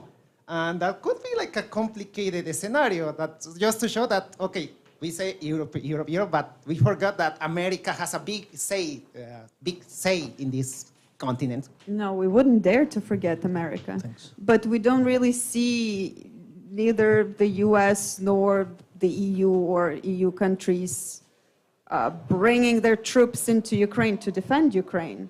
So I'm not sure if we should be talking about that kind of thing, about telling the EU to defend Ukraine, because from our standpoint, Ukraine is pretty much defending Poland and some other European countries because of Ukraine being a buffer state. Ukraine was relegated to this position for very many years, and one of the reasons was to appease Russia, and everyone knew that that was going on. So, I will be very short. I think that this war reminded us what the first Secretary General of NATO said. It was a British, Lord Ismay. He said, keep the Americans in, the Russians out, and the Germans down. And I think that multitasking. I think, yeah, but it's not hard. And we're going to do that together. I think that this war showed that who is really willing to help and to defend democracy. And are the same countries that saved us in the World War I, are the same countries that saved half of Europe in World War II, and are the same countries that won the Cold War for us, Great Britain and United States of America. Those are the countries. Well, one thing also pointing out what you said, I mean, every country is defending themselves. I mean, Ukraine, first of all, fighting for their own freedom and their own people. And Poland and all the other countries are helping Ukraine because they also, it's wise for them because they will defend them from Russia. And so it's very cynical, but it's like Poland is not helping Ukraine just for strictly altruistic reasons. I mean, this is also because we're defending our own borders in the future. But we know that self-interest is probably the main driver of progress, right? And Ukraine is doing that for self-interest as well. I mean, self-preservation. Yeah, exactly. That's a bit different. Yeah, so this is, yeah, everybody does for themselves. And this is the same thing will be in European Union. Every country does it for themselves. More European politicians are talking about multicultural, we are one nation, there are no differences. There are more differences and more struggle. Look at about what's happening with migration in the European Union. Everybody fights everybody. Hungarians, Austrians, France, Italians, Germans with Danish. Everybody is trying to push out migrants all over Europe. There's like no agreement. And there's no even trying to build some consensus in it. So European Union is a platform we are in, and we are defending ourselves from other evils. This is the question is how we define them, because France are defining them differently, and we are defining them differently. For us, it's Russia. For France, in America. I have to interrupt your very heated debates because we have other plans also for tonight. Now there is a plan for a short break if anyone of you want to order something by the bar or to have a little snack up there, a sweet snack, then I'm encouraging you to do it right now. And then in 10 minutes from now, we're back down, all right? Thank you so much. And let's say thank you to our wonderful panelists.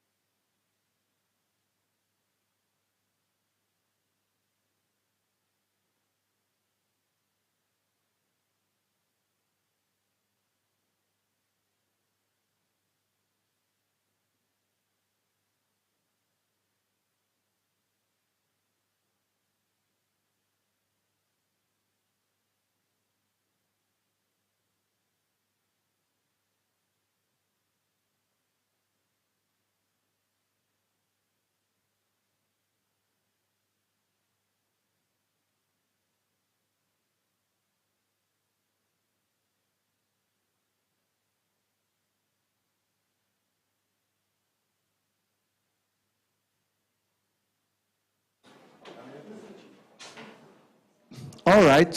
Thank you for coming downstairs. We have still 3 interesting points of the evening. First, we have 2 short stage interviews with entrepreneurs from, one is from America, the second is from Australia. So 2 different sides of the world, but both very experienced. One in investing in new technologies, and the second in the old technologies, such as mining, right? So please welcome Mr. John Chisholm, please. Whose book is somewhere around there. Can you please handle me the book which is there?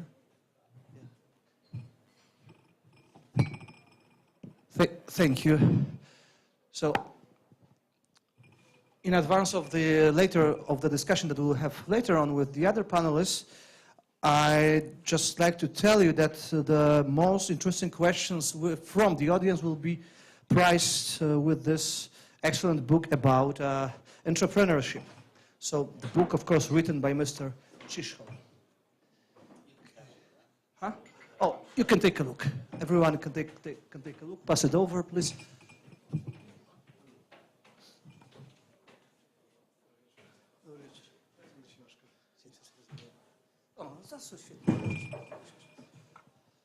All right, so we've been talking about very serious issues related to institutional things. European Union, the criteria you have to fulfill with, you have to meet in order to join European Union. But we are at the free market conference, so we need to talk a bit about markets, about the essence of markets, which is competition and entrepreneurship. Yesterday, 2 days ago, me and Tomek Wróblewski, we were attending a conference in Katowice. We were presenting our report on ESG. These are criteria, new kind of non-financial reporting measures that European Union has implemented.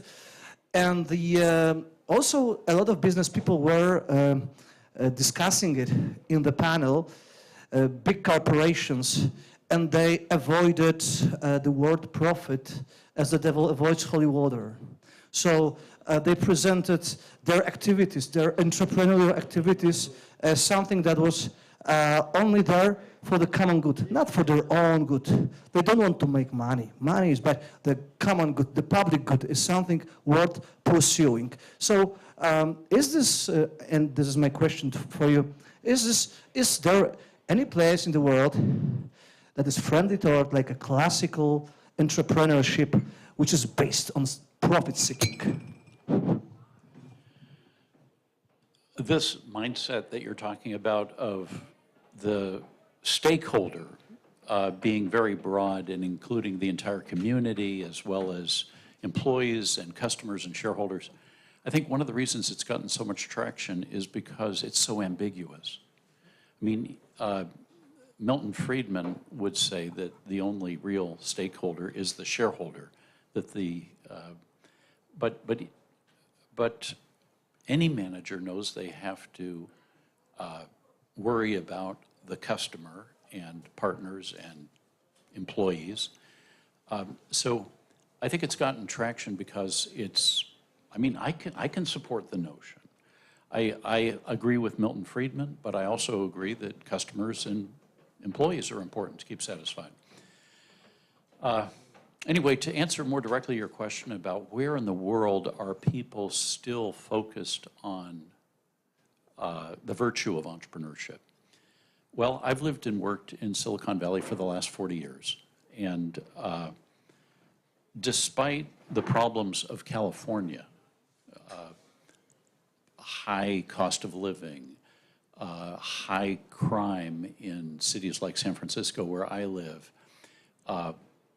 high cost of housing, a mass exodus of professionals from Silicon Valley to Austin, Texas, to Florida, to Tennessee, other states that don't have any state income tax. In spite of that, I think the entrepreneurs are themselves still very enthusiastic about entrepreneurship and and believe in the virtues of entrepreneurship. Not just in the US, but also in China. I've been to China 15 times in recent years. My book has been translated into Chinese. I was going back twice a year before the pandemic. And I've found tremendous enthusiasm for entrepreneurship there. And my sense is that as a new venture grows, the communist central government eventually intervenes and intrudes on the business. But until it reaches some critical point, entrepreneurs are generally free to, pursue their goals. And I think there's a message there for Europe that that's something we ought to try to emulate. So, as we already established, Ukraine wants to join Europe rather than Asia, rather than Russia. It wants to join our cooperation framework based on capitalism. Yet in Europe, you didn't mention Europe among the places that are friendly towards entrepreneurship. You mentioned the US, Silicon Valley, you mentioned China.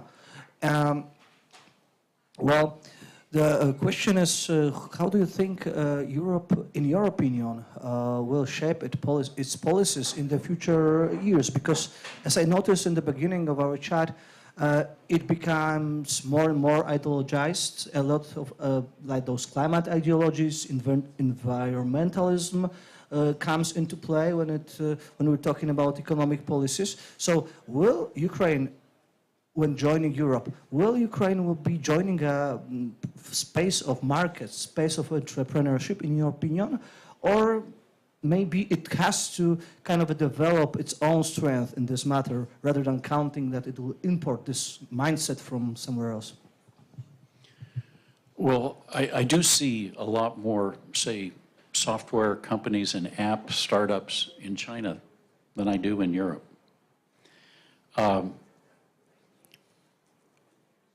In the US, there are a lot of negative trends, but I don't, two in particular are DEI, diversity, equity, and inclusion, that focuses more on physical and identity attributes rather than merit, and lack of free speech and expression on college campuses. Those are two really negative trends in the US, in my view. And good news is that we're seeing some pushback against them. For example, just this morning it was reported that 100 professors at Harvard are protesting the lack of free speech at Harvard. So that's good. I don't see those negative trends directly impacting entrepreneurship, though, at least not directly. Here's something in the US that does or did and continues to directly impact negatively entrepreneurship, and that is about a decade ago, President Obama was on a kick of, "You didn't build that." Who here remembers that or heard about that? Quite a few of us. What a sad mindset for the leader of the largest and strongest country in the free world to have and to promote. I suppose what he was trying to say was that, hey, you entrepreneurs, you're benefiting from all the investments government has made, like in education, in infrastructure, and so forth. Okay. But it actually sounded more like a put down to me. You didn't build that. You don't deserve credit for it. Well, we need entrepreneurs, all of us, for new innovations, for making products and services that are already out there more cost effective, also for creating jobs. It's not very widely recognized that most of the new job creation comes not from large, well-established companies, but from smaller companies that are growing rapidly. The new job creation that's created by large companies is when they acquire these small companies. So most of the job growth comes from entrepreneurship. And starting a business is the hardest thing you can do. I got one of my startups through both the dot-com bust of 2000 and 2001 and the financial crisis of 2008. The hardest thing I've ever done. So we should be celebrating those entrepreneurs rather than putting them down, in my view. So that's something negative. Turning to, in the US, turning to Europe, the panel we just had was so illuminating about how so much of EU regulation is protectionist now, and I see that absolutely. I think of GDPR, for example, the General Data Protection Regulations and other regulations. These benefit well-established IT companies who can afford to comply with them. They harm startups who generally don't have the resources to or the time to comply with regulations. The benefits of these regulations may be visible and immediate, but the costs are much less visible and longer term, and that's of fewer companies that are started and hence fewer innovations and improvements in quality of life. And so all of us here need, it seems to me, need to make those costs as visible as possible and talk about them as much as possible. Here's another example, ChatGPT. How many people here have used ChatGPT? Just about all of us, it seems like. It is creating many opportunities for both entrepreneurs and for increases in productivity. It's speeding up or simplifying the work of many knowledge workers. It's allowing lower skilled people to do jobs that only higher skilled people used to be able to do in programming, in IT, in marketing, in accounting, finance, you name it. Italy has banned ChatGPT over data privacy concerns, if my understanding is correct, and it's the first European country to do so. I understand that France, Germany, and Ireland may do likewise. What a shame. Watch those countries' productivity and competitiveness decline as other countries, relative to other countries whose professionals are adopting and applying ChatGPT and other AI technologies. So those are some thoughts on the mindset in Europe as I see it. I'd like you to put more of Ukraine into the context. You know, recently I've written a long piece on the demographic of Ukraine. So entrepreneurship is usually related to the young people or relatively young people. Ukraine has a huge demographical problem, much bigger than Poland. So to give you like a few numbers, in 1993, there was like 52 million people living in Ukraine. Now it's, according to various estimates, in between 37 and 42. You don't have like very good numbers on that, but it's like 10 million, over 10 million less, fewer people than 30 years ago. In Poland, thanks to immigration, mostly, the number didn't change. We are talking about the problem with our demographics, but in 1993 we had 38 million people. Now we have 38 million people. Of course, the structure is not very good because there's a lot more old people, but still. So this is one number that tells you a lot about the crisis in Ukraine.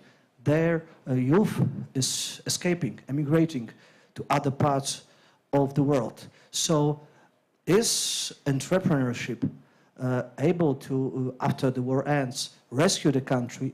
How, if there will be nobody to actually perform entrepreneurial activities? Do you think that there are tools to make people, to make entrepreneurial activities attractive in Ukraine? How to do it? How to build this capacity? Well, first of all, the number one thing you need to start a business is a real, unsatisfied customer need. And during wartime, there are lots of new needs that people have. They have a need for medical care. They may have lost their home. They need new places to live. They need food delivered, perhaps, to their homes. Even they need to be able to keep in touch with loved ones. even if they can't go outside or visit.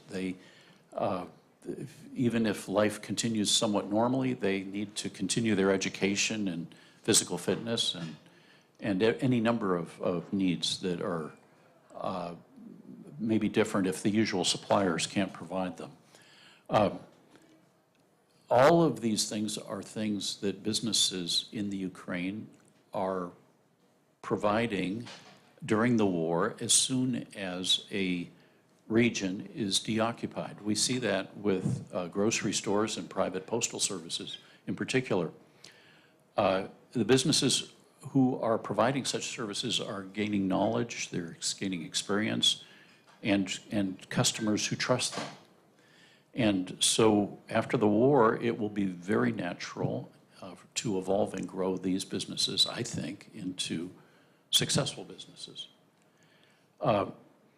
Crises bring people together. What Ukraine has done so far, to me, has been awe-inspiring. They've successfully kept at bay a much larger aggressor nation. That bonding together that Ukraine has experienced is a great national asset that shouldn't be squandered or trifled with. And I see Ukraine having the potential to emerge from the war with parallels to Israel. Self-confident, strong, and highly entrepreneurial. After the war, surely the US, EU, and other foreign powers will offer Ukraine much in the way of foreign aid. And a desire to help people is a good thing. But I would think Ukraine would want to have eyes wide open about this. Some types of aid are helpful and some are unhelpful. We saw in Haiti, for example, how huge shipments of rice by the US government put rice farmers out of business.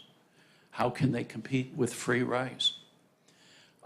In Africa, Tom's, a shoe manufacturer, provided hundreds of thousands of free pairs of shoes. That put cobblers in villages across Africa out of business. How could they compete with free shoes? Worst of all, such goods are usually short-lived. It's not sustainable to give stuff away indefinitely. And so these small business people shift to other areas, and then at some point, after they've shifted, the supply of free goods dries up, and there really is a shortage in those goods. So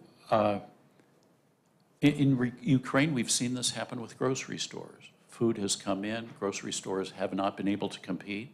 They've gone out of business, and that's been ultimately counterproductive. So be cautious about any form of aid, it seems to me, that might create a learned dependency, which is ultimately detrimental to any society or country. What kind of foreign aid is helpful? Well, how about eliminating all import and export tariffs to Ukraine, as the EU has done, and instead of succumbing to protectionism, as some individual countries have done, doing so makes Ukraine imports more affordable and makes exports more competitive, getting rid of those tariffs. Foreign direct investment is a good thing that builds manufacturing capacity and funds technology development. That's good. Remittances are good from Ukrainian expatriates back to Ukraine. Ukrainians can spend the money however they wish. That gives them lots of flexibility, has more value than providing specific goods and services. But foreign aid of any kind, it seems to me, is not as important as what Ukraine can do for itself to get back on its feet. And to gain guidance on that, I would suggest looking at as tools the freedom, the various freedom indices. For example, the Ease of Doing Business Index, formerly managed by the World Bank, and the Fraser Economic Freedom of the World Report. Each of these ranks Ukraine on a variety of different dimensions. For example, the ease of doing business on how easy is it to get title to property, i.e. protection of property rights. How easy is it to get electricity? How easy is it to start up a new business and so forth? And on each of these indices, the report will tell you how Ukraine ranks or performs individually on each index or each component of the index and overall. Well, great. That provides a roadmap for where to focus. Look for the areas where there's the opportunity for biggest improvement. Wherever Ukraine stands on these indices, something that will help every single person in the country is, and it's an aggressive, achievable, and measurable goal, is to cut your rank in half in the next 5 years. So if, say, Ukraine is currently ranked number 70 in the world, as they were in 2022 on one of the indices, make it a goal to rank 35th after, say, 5 years. Lots of countries have made big gains like that. India went from 130 to 100 in 1 year. If so, Ukraine can cut its rank in half in 5 years. You can track your progress because you can figure out how much you need to gain by every year, improve by every year. Doing this, as I said, will benefit everyone. It'll make it easier for entrepreneurs to get started, for people to rebuild, to trade, to innovate, to export, and to import. And it'll make Ukraine more attractive for foreign direct investment. A specific question I was asked to address is how can Ukraine attract venture capital? I'm an angel investor, and I've invested 8 or 10 years ago in a company in Poland. Fido Intelligence was in Gdansk. It was a spin-out from Gdansk Polytechnic Institute in natural language processing. The founder is Michał Roczynski, a good friend. I'd be founder and CEO. If anyone is interested, I would be happy to put you in touch with him. And he moved the headquarters of the company to the US, but kept the software development team in the Gdansk area. And anyway, what can Ukraine do? Well, I would emphasize the fact that you are able to survive in any conditions, your company. You made it through the war. If you can do that, everything else is a piece of cake. And I personally experienced that getting through the dot-com bust of 2000 and 2001. After that, anything that the market or the world could throw at us was easy. The car rental agency Avis used to have as its slogan, "We try harder." I can imagine Ukrainian startups having that as their slogan. Hey, we realize that we've had a tough time. We try harder than the competition. A lower cost of labor would be a key selling point as well, regardless of what the services are. To conclude, Adam Smith in 1776 in The Wealth of Nations said, little else is required to carry a state to the highest degree of opulence from the lowest barbarism, but peace, easy taxes, and a tolerable administration of justice. So if the Ukrainian government can just get those three things right, leave the rest up to the Ukrainian people and watch magic happen. Thanks. Thank you, John. Thank you, John. Well, to add something, we in Poland have peace, thank God, but we don't have easy taxes, we don't have a tolerable justice system, and yet we thrive. So maybe the peace is the most important of them all. Thank you so much for your talk. And I'd like to welcome Mr. Ron Manners on stage. Ron is a man of various trades, but first of all, he is a businessman engaged in mining in Australia, a member of Multilateral Society. That's something cool, right? Especially for this surrounding. He was a colleague with Friedrich von Hayek, so that tells you a lot. That tells you a lot. And Ron would like to give a short keynote to our next panel on the rebuilding of Ukraine. You're welcome. Thank you so much. I've got a button to press here, I think. Yeah, I've been told. Press it once only. Here we go. Once more. Don't worry, they will take care of it, right? Marta? Okay. Technical difficulties, don't worry, we will overcome it. What can I do about this? Here it is. Oh, that's skip back. I've got it okay on the computer, but it's not okay here. It's too small to look at. What's going on? It's coming. Okay. Listen. Ron, you need to use the mic, all right? I've got to use the mic. Okay. Yes. I'll just Thank do as I'm told.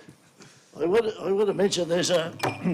I feel as though I've got a stake in Ukraine's success. About 8 years ago, on my very first visit to Ukraine, I saw them coming out of this. They were celebrating the Maidan Revolution, and I was so impressed at these young people, the courage and the spirit, the way they threw off the chains of a dysfunctional and corrupt government. And I thought, my God, what an example for the rest of the world, where they're all suffering to a degree of the same sort of thing. Here's an example. I thought, this is just fabulous. And I've been taking an interest, so I feel as though I've got a stake in the success of Ukraine in this experiment. And you've just got to get it over the hump, because what an example that will be to triumph over what's happening at the moment. So I've compiled some stuff here, about a 10-minute speech, but I'm going to condense it down to 3 minutes. But don't worry, there's a lot of links in this. Don't miss them. They're all on here in that link, but you can't read that. So the fourth slide, there's 4 slides. The fourth slide has got a QR code. So capture that and study all the links and the stuff that's covering in there. But I'll tell you, the good news that I want to tell you today, that the revolution in what's going to happen has been so often in the hands of one person. One person. And in my paper I explain how, for instance, one person did so much damage, and his name was Antonio Gramsci. And one person could do so much damage by using strategies that were embedded, and we can't get rid of the influence of Gramsci. Now, but on the other side, on the good guys' side, one person was responsible for the economic reforms and success of Hong Kong. His name was Sir John Kelperthwaite.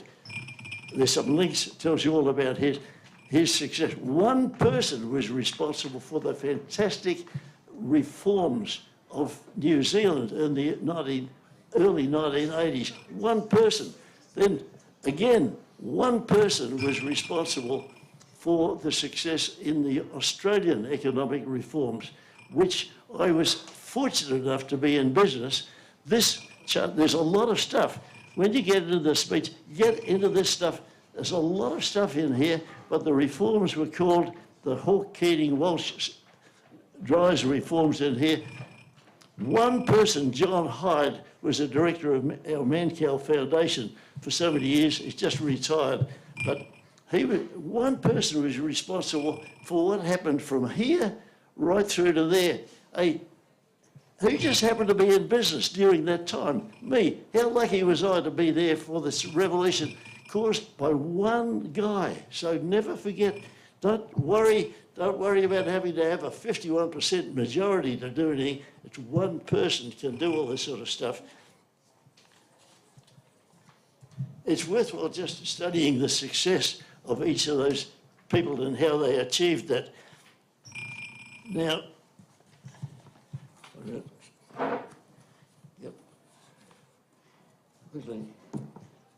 Quickly. This is wasting time. John Hyde's inspiration was behind the formation of our Mankell Economic Education Foundation, and we produced a Project Western Australia book, which we circulated.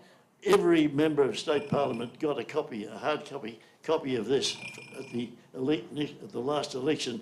It covers every aspect of the economy, education, transport, the whole works, health, everything is in this. These are the things, once you get into politics, you're too busy kissing babies and being nice to people, but this is a little manual telling people what's got to be done if they're going to be successful.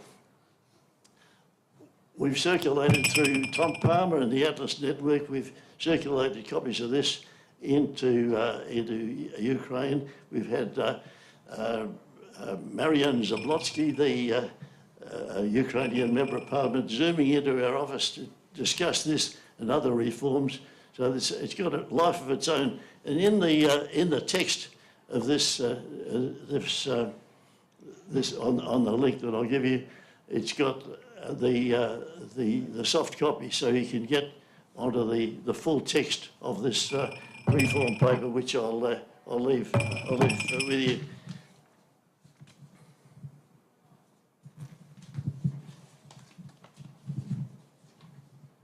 Now, all that sounds pretty simple, but most of these really major reforms that were done by some people didn't stick. So the second thing I've got to tell you, one is it's one person behind these reforms, but the second and equally most important thing is how to make those reforms stick. That's the secret. And if we get a chance to reform any economy again, equal time must be given to making those reforms stick. And there's a whole section in there, and I've used a lot of references and books, the strategies of how to make these stick. But I won't go into them now. But that's terribly important, because if we get another chance, we've got to make them stick, and we don't have to enter into a false sense of jubilation and find our hopes were dashed again. We celebrated, obviously, with the Cato Institute when we went to, a team of 40 of us went to Russia in September 1990 with around a seminar called Transition to Freedom.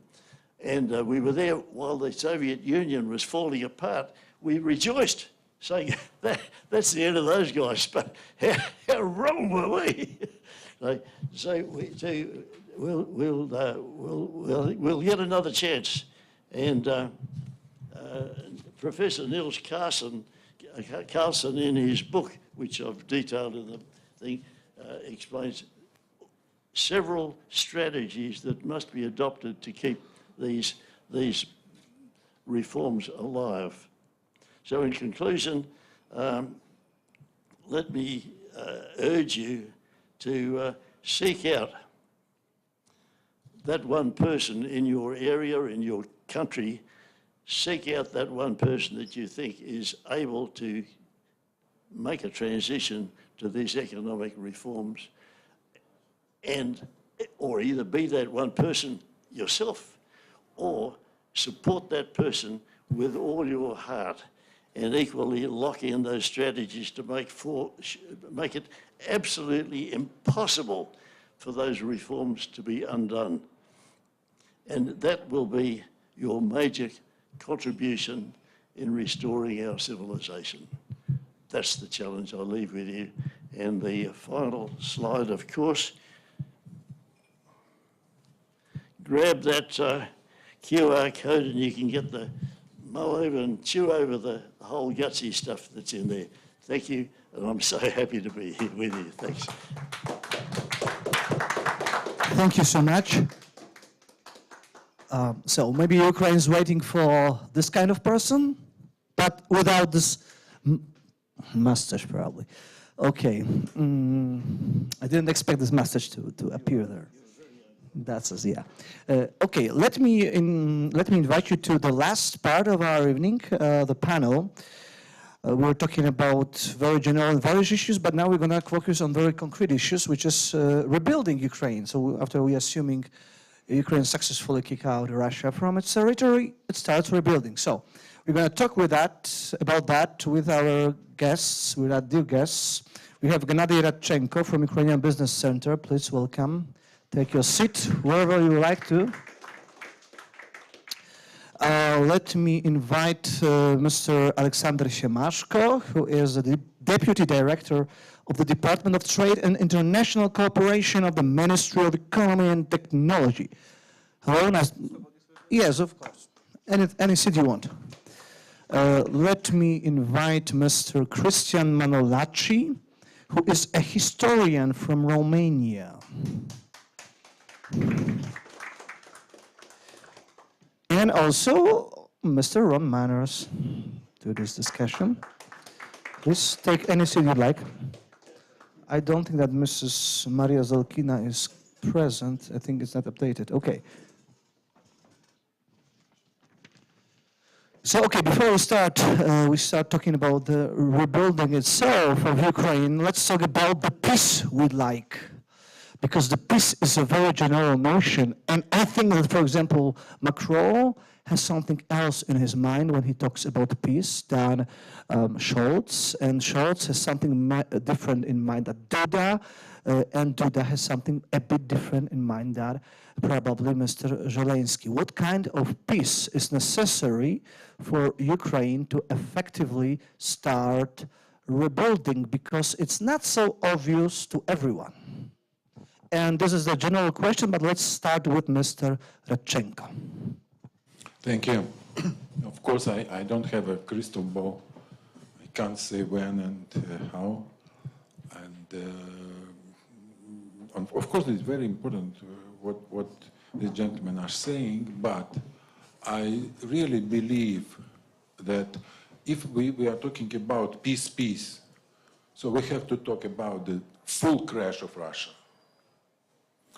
And if we will start to talk about the ceasefire, I don't think that any Ukrainian will support this idea, because in this case we know this is just a break before the new killing,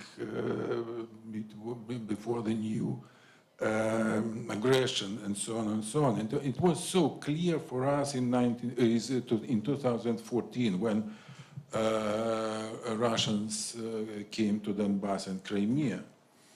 And this is exactly, it was a start. So we have to identify what we are talking about. And first of all, the goal of the global civilization have to finally crash Russia. And I know that somebody is afraid that what will happen if Russia will separate to small country or small. First of all, Russia is not a big country. It's a quite big, but not big, because the lot of mostly this territory of forest. And if we are talking about human beings, this is not so big country, in fact. And if we are talking globally, the two countries will reach very soon 3 billion people, and Russia is nobody knows, and 140 is a quite optimistic number. We don't know exactly. Yeah, losing people quite fast recently. Yeah, and somebody are saying that it is not more than 100 million people. But let's go and let's go further than the topic. Gennady, maybe let's stop on that. Let's because what I would like to know is what are the opinions of the other on that, and let's go fastly through this topic. All right? Maybe Mr. Siemaszko from Polish Ministry of Development. Thank you very much, and thank you for having me here. As a diplomat, I'm going to give it a diplomatic answer, and I'm going to say that's entirely up to Ukrainians themselves to decide. I don't want to be an armchair warrior encouraging fight that might not be in the best interest. Nor I want to be a peace snake encouraging peace that will be humiliating for Ukrainians themselves. There are arguments that tragic as 2014 has been with Crimea and incursions in Donbass and Lugansk. The sort of status quo gave Ukraine time to reform the military and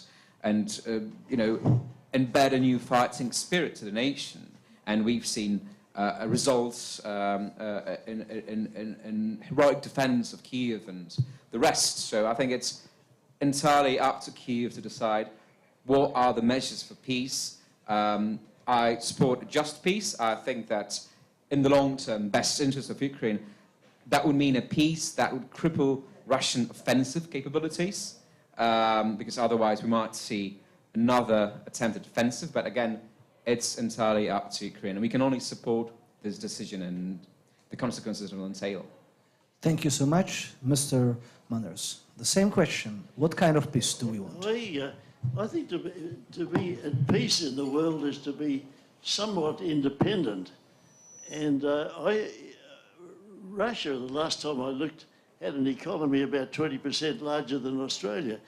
Australia doesn't pretend to be a world power, but that one must wonder how Russia gets away with its world power image.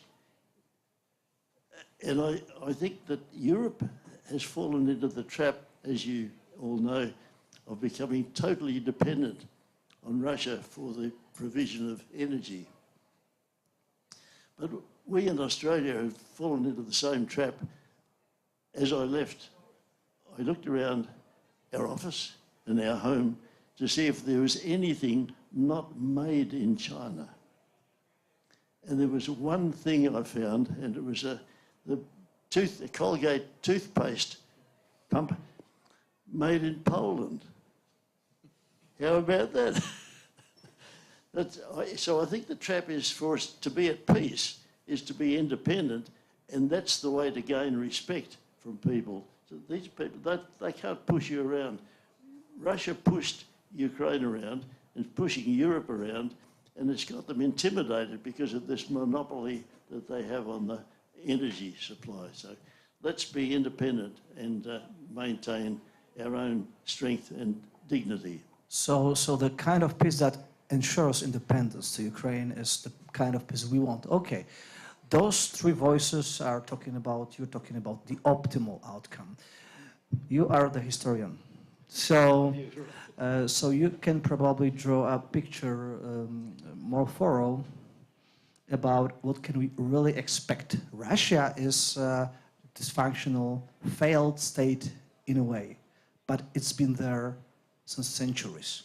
So how plausible is a scenario in which it really not only loses the war with Ukraine, but also, as some wishes, it actually dismantles into smaller maybe entities? Or how plausible is the scenario in which it really democratizes itself? Okay, good evening, everyone. First of all, I want to say that the peace President Macron is speaking is probably the effect of those lengthy meetings with Vladimir Putin. And of course, we can look back in history and we can see that Vladimir Putin have learned the lessons from World War II and from the Cold War, when Marxism and socialism and communism is promoting this humanitarian message about peace. But it's a trap, of course. It's a trap. It's, I don't know, maybe thinking about war it is always best to see the other as the aggressor. This is a way to give legitimacy to war. So I think this is the message that lies behind this so-called call for peace. Also in Romania, I can tell you that Russian-funded politicians, usually from the far right wing, they are talking, of course, about peace. Let's make peace. Or Ukraine should make peace. You know, so it's very sneaky if you want to. And of course, I will go to the second question. You've said, I think that, of course, historians deal with the past, but I will try to make some projections because here are a lot of economists, and economists are dealing with projections. So I will try to estimate, and I think that Russia will probably lose the war because it is a matter of resources. And the Western world who is supporting Ukraine has obviously more resources than Russia. And after Putin will lose the war, because now Putin is all in, it's all in with this war. And I think that it is very likely to dismantle. At least it will lose the power, and I don't know what will happen. This is what the ultra-Russian patriots are saying. So those people who would like Russia to win, they say that if we lose, there will be a huge civil war. So I recently learned that even Gazprom has formed its own private army that could possibly take part in such a war. So well, let me ask you one additional question. One of the main concerns, actually Gennady talked about that, in the case that this scenario will materialize, that the Russia just falls into this civil war, is that those nuclear power that Russia has will be taken over by some Ramzan Kadyrov style kind of people, right? That could be quite dangerous. That is one of the main concerns. Yes, of course, but if we look to Russia, as we've seen in history, when coup d'etat took place, usually the capital matters the most, or the important cities. And if you look to Moscow or to St. Petersburg, we can see that the public opinion is not supporting the policies of the Tsar Putin. You know, and maybe this will matter. Maybe Russia has the chance of, I don't know, a democratic government. And of course, the other scenario is the black scenario, as you mentioned it, is the case in which some local warlords like Kadyrov could take over the power only for a short time, but they have that red button. And maybe if that red button will be pushed, I don't know what will happen. Kadyrov is a bad example because he probably don't know how to do it, but okay. Let's talk about rebuilding then, because we said quite a lot about the peace. So now let's imagine that we have this kind of peace we want, and the rebuilding starts. What we're talking about in all those conferences, is like what Poland should do, what the EU should do, what the US should do, and so on and so on. We're talking about institutions, we're talking about governments. But well, to be honest, in the reality, most of the times when there is a successful reconstruction, it's the private actors who do the things. Like take Germany as an example. After the Second World War, Germany was pretty much destroyed. You know, a lot of bombings on Dresden, Cologne, and so on and so on. It was very much destroyed. We don't know about, or we don't talk about that in Poland. They had a lot to rebuild. What they did is they implemented free market policies, so-called order liberalismus, right? So that's what they did. Not Marshall Plan is overestimated. The private sector. So in this case, can we count that the private sector will really do the job?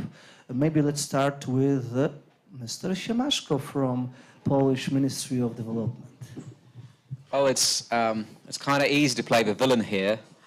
being the civil servant. I didn't mean. No, I'm joking. But I think, to be honest, you portrayed a false dilemma. I don't think anyone expects the state to rebuild Ukraine without involvement of private capital, private know-how, and private sector in general. But it's, I think, equally impossible to imagine any reconstruction of Ukraine without the involvement of international institutions and governments, and the post-World War II reconstruction is actually a good example. Now, we might argue, to what degree the Marshall Plan was instrumental in ensuring stability, also political stability, and economic prosperity in Europe, but that was, even disregarding that, the whole reconstruction was accompanied by a massive institutional international setup of IMF, Bretton Woods institutions, World Bank, the whole setup that helped stabilize currency, that helped democratic government survive through a 45-48 difficult period for everyone, including not only in Germany, but also in France and Italy, all those countries with considerable communist influence. So winning war is one thing, and that's very, very hard, but winning peace and ensuring that we don't face sort of a scenario in which the rapid deterioration of economic situation in Ukraine undermines the legitimacy of democratic government is a must, is something that we have to do together. The current needs of Ukraine are estimated for around 383 billion euro, and that is unfortunately growing day by day. You cannot raise that private capital. You cannot also raise that public capital without taxing or indebting the government. We want to avoid both scenarios. So cooperation is necessary. And just to give an example of what we, for instance, did last year, governments cannot do everything, but we can help where we identify market failures. We've seen, with risks of operations in Ukraine rising, we've seen the cost of insurance and premiums go up, effectively preventing any type of trade for short time being. We had to make sure that export credits are insured by our state agency to alleviate this risk, to help private sector engage. And we've seen wonderful results in 6% growth of Ukrainian exports to Poland, 53% growth of Polish exports to Ukraine. That is done by private sector, but we are there to enable this activity, not to replace it. So, let's go in this Christian democratic manner, hand in hand, solidarity, private and public sector together, rather than confrontational. Thank you. Ron, your turn. I think when you look at market failure, I think equal time must be given to government failure. And from various discussions we've had with Ukrainian officials and in Estonia and in Lithuania, when the Soviet Union fell apart and there was a demand to bring in property rights, it was done in too much of a hurry and not enough thought was given to it. And if you were in one of those Soviet-built apartment blocks, you owned your apartment. So that was your property rights, a little cubic space in mid-air. And the passage of years, when those buildings are falling apart now, there's a reluctance to demolish them and start again, because if you demolish them, those people lose their property rights. At the time, there was no property rights given in the underlying land. And that's where property rights belong, in the underlying land. So you have ownership, proper ownership, not a cubic space in mid-air. So this is a wonderful opportunity, or will be a wonderful opportunity at the cessation of the war, to make sure this time all those very important reforms are done correctly with a lot of detail. And that's why I'm so happy that all the thinking is starting now, so that we'll be ready to introduce proper property rights. Thank you so much. Now let me turn to Mr. Gennady. You've been advising a lot of companies, working for a lot of companies, and you probably have the feel of how the markets perceives the reconstruction.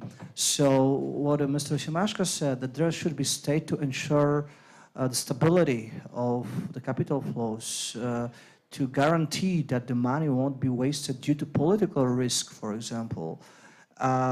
So do you think that that's the right approach? The state acts as a guarantor or as a creditor, and the private business does the job. Is there this willingness, or is there just a talk?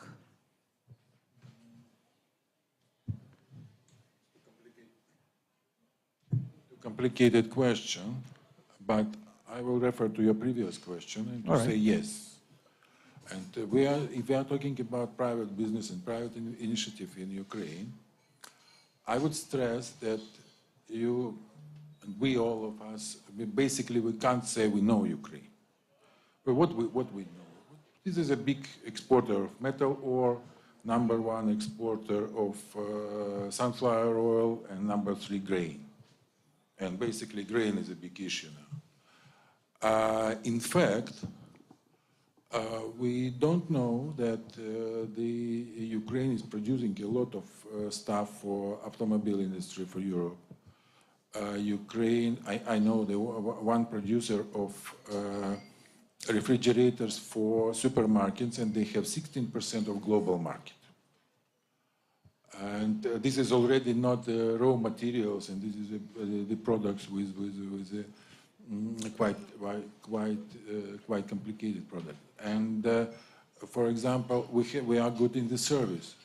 The new post, which is this mailing, which we already mentioned today, this company started just 20 years ago from one small car and 2 people. And actually, this is not number 20 taxpayer in Ukraine. And basically, the business is still working in this hard time of the war. And this grain, let's say, so-called grain crisis, this is a good show.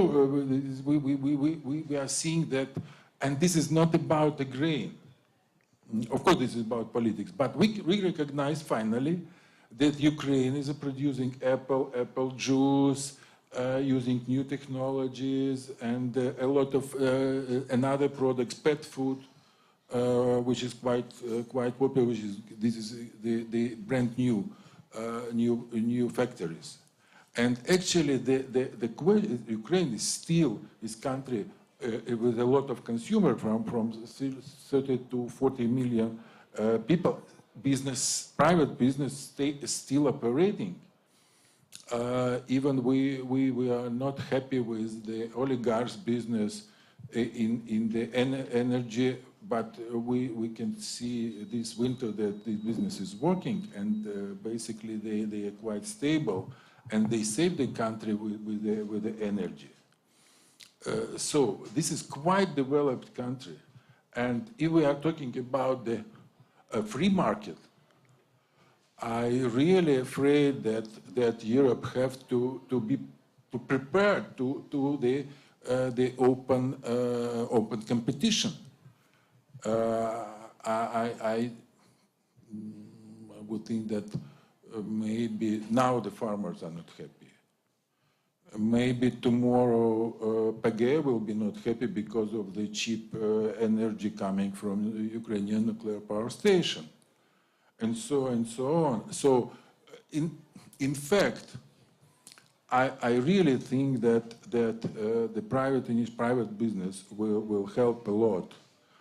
We have institutional problems, and this institutional problem is about the effectivity of the government, of the tax inspection, and I have my own recipe. We have just to cut 85% of the let's say governmental officer in tax inspection, and we can survive.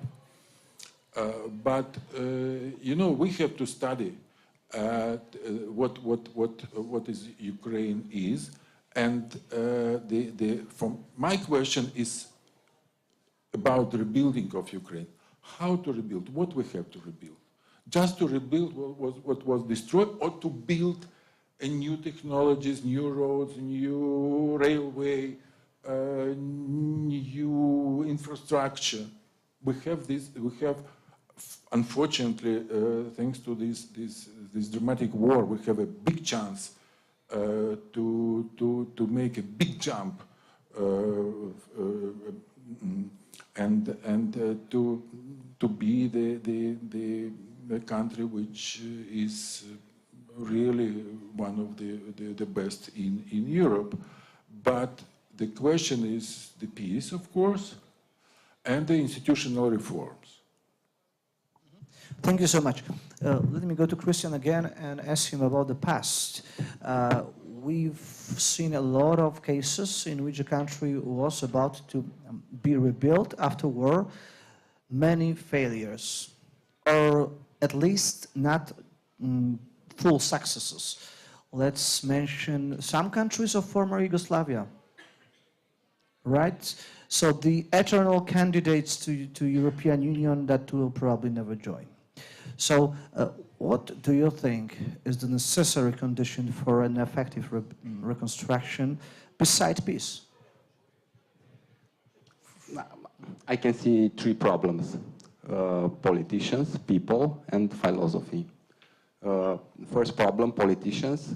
Usually after the war, the elections tend to be won by right-wing politician, conservative politician, if you like, populist politician, or by leftist. But usually the right wing is winning after a war.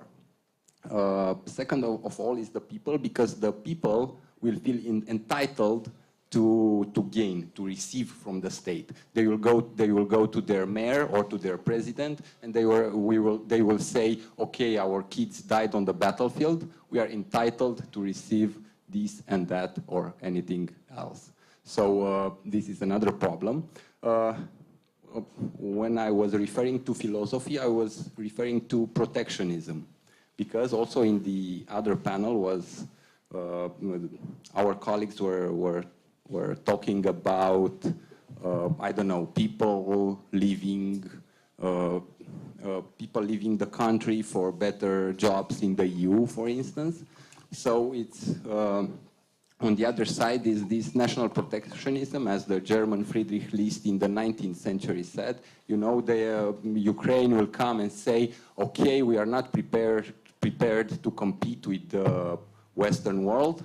We are not prepared to compete with Germany, with, I don't know, with United States or France. So let's make some protectionist measures, and after that we'll deal with it.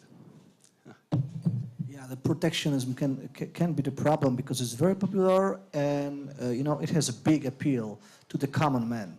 It's an emotional rather than theoretical framework. Yes, it's very intuitive. I don't know, most people will say, of course, we should protect our jobs, we should protect our grains, we should protect our industry. Don't let the foreigners come and use our force work in order to make money for the West. You know, this kind of speech is pretty usual in the Eastern and Central Europe world. So let me ask, and now I have to be provocative. Let me ask Mr. Siemaszko from the Ministry of Development.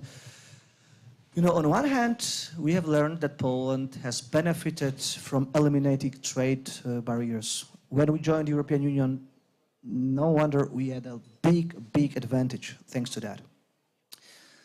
And we are aware of that, politicians are aware of that. Then we, due to some political reasons, purely political reasons, engaged in this quarrel over the grain. How do you think, what do you think will be the attitude of European political class towards Ukraine as a competitor? Gennady said, you need to open, you need to be open for free competition. But what will be more important for European politicians? Winning elections or building peaceful Europe? I'm not talking only about Polish politicians, but you know, you belong to this not political class, but to the ruling class in a way. In a way, you get the feel. You studied abroad. I can feel it by the accent. So, please give your impression here. You're really trying to get me fired, but no. But seriously, I think the Central European story of the last 3 decades is one of hard-won success, and the economic integration with the rest of Europe is part of this success. But it's not an easy story. It's not that on day one, you know, we've elected a solidarity government or negotiated a solidarity government, the Berlin Wall fall and the market suddenly opened. No, it was a negotiated transition, asymmetrical one. We needed a capital. You know, entrepreneurs in the West looked for new markets. We faced massive unemployment and massive inflationary pressures. So the whole picture culminated in EU enlargement negotiations. And while Poland has benefited handsomely from our, you know, presence on the single market, you know, until 2016, 80% of our trade, of our exports went to the single market. We managed to reduce its dependency by removing UK from the EU. But it was done gradually. We've negotiated, or you know, more precisely, Western governments negotiated transition periods. They negotiated differing approaches to different sectors, such as agriculture, which is extremely politically sensitive and amounts to, at least some degree, to food security in a given country. So I think Ukraine will enter the EU. Ukraine will be a success story for EU membership, but we will have to negotiate on both sides an equitable membership. And that not only includes opening up of EU markets for Ukrainian goods, which I still think was the right choice to make a year ago. The autonomous trade measures given to EU to Ukraine were the right call. But that also includes adoption of common standards on food and sanitary production, on the green transition, on the emissions trading scheme. A lot of, you know, quote-unquote burdens that will level the playing field. And I think that Europe can only benefit from Ukrainian energy, from talents, from resilience, and that we will be stronger if we integrate it better. But it's a gradual process that will require a lot of domestic reforms in Ukraine and some painful reforms in Poland and other EU member states too. Let's be honest about that. Thank you so much. Of course. Basically, we are talking about the business, about markets, about governments. We don't talk about consumers. And this competition is about consumers' benefits. Actually, the cheap grain or cheap food in the situation when we have the globally deficit of food is in favor of consumer. So we have to build also altogether the fair competition, fair market. When Ukraine signed the association agreement with EU, so we cut all taxes, customs taxes, customs duties. Thank you. Customs duties for all European products, and it was a concern of our business that goods with better quality, with cheaper, with Chinese components will come to Ukraine, but it pushed them to build the new factories, to invest in the business, to produce the better products. And basically, we have almost 80–85% of local-made food in Ukraine, also by a multinational company. And it pushed business to work in favor of consumer. And business is not about producers. It's not about raw materials. This is about consumers. No business without consumers. And we have to think about it, about all consumers, and the interest of consumers to buy the good products, safe products on the real fair price. Thank you. Well, I would say that's totally true, and the consumer is a forgotten piece, lacking piece usually in such a discussion. Yet on both sides, talking about the grain quarrel, on both sides consumers were absent from the discussion. Even Ukrainians were fighting for their grain producers, not their consumers, right? Okay, but that's a totally different topic. Christian, we know that Ukraine took a free market approach in reforming its country. Ron is in touch with Marian Zaslavsky. He is working on the tax reform in Ukraine.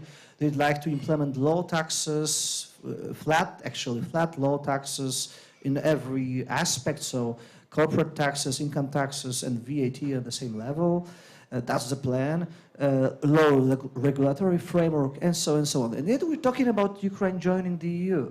So the EU is constantly raising the bar for the producers, for the entrepreneurs. So isn't it like, let's say China says, come to us, but first you need to learn Chinese. So Europe says to Ukraine, come to us, but first you need to learn our complicated regulatory things that you are maybe not yet ready for. But that's the requirement, that's the condition. So the question is whether, do you think that maybe European Union would make it practically impossible for Ukraine to join the single market? Not like openly from the formal standpoint, but in this way, raising the regulatory framework for Ukraine too high. Yes. I want, of course, you're right, but I want to give an optimist answer. For instance, I don't know if you people know, but Romania is the first or the second country in the world with the fastest broadband internet connection. And do you know why this happened? Because usually Romania in the European Union is last at any chapter. Or, okay, maybe not last, but in the last places. Still have a better soccer team than us. It is because we've started very late to implement the internet in Romania, and starting very late, we've implemented the last innovations in broadband internet connection. So this is the reason why Romania has a so powerful internet. And maybe this is, we can make an analogy and go to Ukraine, and maybe this war, as bad as it is, maybe it is, I don't know, the chance for a new start on a ground zero level. But European Union will come with their regulatory, and maybe they will ruin the job, this kind of opportunity. Ron, if Ukraine was faced with this choice, either free market on its own terms or European framework, regulatory framework with all these ideas, ESG things and so on, what should it choose? Don't get me started on ESG, DEI and all those sidetracking. They consume so much of your time, they're a complete waste of time. And who's behind it? I think you've got to study the economic subject of public choice theory to understand where all these diversions came from and whose benefits. It's always, public choice theory explains how those who receive the concentrated benefits work the hardest to introduce those sidetracking things. Climate change is another one. they're all connected with a fear of stuff. Now, a lot of the ESG, DEI stuff is what you do anyway in the business, just as part of being a decent individual running a company. But to do it to the extent of demoting the aspect of profitability and of demoting the priority that you have in representing your shareholders is a disaster. And I think it will continue until we have some successful class action suites from disenchanted shareholders who are absolutely come to the end of their patience with boards of directors who have got sidetracked like that. And I think that will create a jolt, and we'll see an end to that DEI and ESG thing. And it's starting to tail off, just as it's building up a head of steam in Australia, it's decreasing in America. So it's a fad. We've had it's like the Y2K fad we had 23 years ago. These things come and go, but profitability hopefully will return, because that's the way of representing your shareholders. And just, we talked about tax.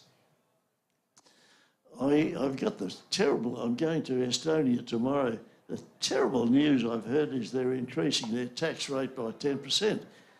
Wow, that's been the pioneer of flat rate tax. 20% flat rate tax has been so successful in Estonia on promoting their startup. The whole concept of people going to Estonia to achieve these ends, to increase tax, is falling into the old trap. The government thinks that by increasing tax, they will increase revenue. Wrong. Completely wrong. By reducing tax, the government increases revenue. And it's been proven again and again, and I think Estonia might have to find out the hard way. Thank you. And now ask question, similar question to Mr. Siemaszko, but maybe related to the bilateral relations between Poland and Ukraine. Before Ukraine joins the European Union, it probably it will take time, but we can do something on our own. We can have some kind of policies, some kind of relations with Ukraine that will allow our countries to cooperate closer. So what are the plans? What can the Polish government do here? Well, there's a lot we can do bilaterally. There's a lot we can do regionally, and there's already a lot of things being done. Where to start? Well, first of all, we try to reduce the current existing bottlenecks, and the bottleneck is the Polish-Ukrainian border. We're trying to invest a lot on Polish infrastructure side, and we have borrowed Ukrainian government money through developmental aid to increase the pace, the security, transparency of the border crossings, and in order to ensure that trade and human capital flows relatively uninterrupted. We can try to increase connectivity between two countries, investing in infrastructure, helping Ukraine move from the wide rail to European rail standards, improving the trade lanes. What we can do, and what is being done, is so-called technical assistance, which the term is misleading because it's very far from technical, but actually it includes a lot of legal assistance when it comes to, again, anti-corruption, transparency measures, trade measures, legal standards, helping Ukraine to advance through DCFTA and association agreements with the EU, thus getting into the steps of other Central European success stories. Finally, what we do is just to let entrepreneurs and civil society actually talk to each other. We try to facilitate that, but we're here where ZPP operates, and they've been terribly active in Ukraine. We've seen a lot of chambers working together, so a lot have been done below the government level, either through local governments or just through civil society and entrepreneurial organizations. Now, sometimes that requires some extra funding from the government, and we can get in a whole debate about tax-based money and so on. But the ability to support these good bottom-up initiatives is also crucial, especially in these testing times. And just one last sentence. I think the dilemma between free market and EU is a false dilemma, and we can get into that after the meeting, but it's a long discussion Like there. a pint of beer, right? Okay. I don't mind. Gennady, to you, my last question, and then the voices from the audience is welcome. As I said before, the most interesting question the author of the most interesting question will receive a book by Mr. John Chisholm about entrepreneurship. So I recommend you thinking of some nice dilemmas. Okay, Gennady. No. Okay, yes, so the last question is going to you from me. Last time, recently, I've been moderating a panel at the conference by ZPP. And I asked about regulatory framework in terms of fiscal tax policies. I asked about cohesion, whether there is some kind of compliance between those two systems, Ukrainian and Polish, also registering businesses and so on. And I got, and I was assured by people related to the power, to the Polish government, that it's all okay, it's all settled, it works smoothly. So I'm wondering if on this level, the regulatory framework is really allowing entrepreneurs from Ukraine and from Poland to cooperate these days, to relocate smoothly between countries, do joint businesses, and so on and so on. You know, I really think, from my knowledge, that this is still different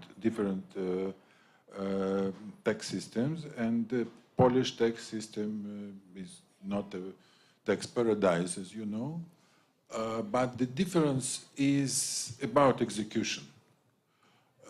The Polish institutions, Polish tax offices, they are more friendly to the business. And actually, I believe that the problem is not about the level of the tax.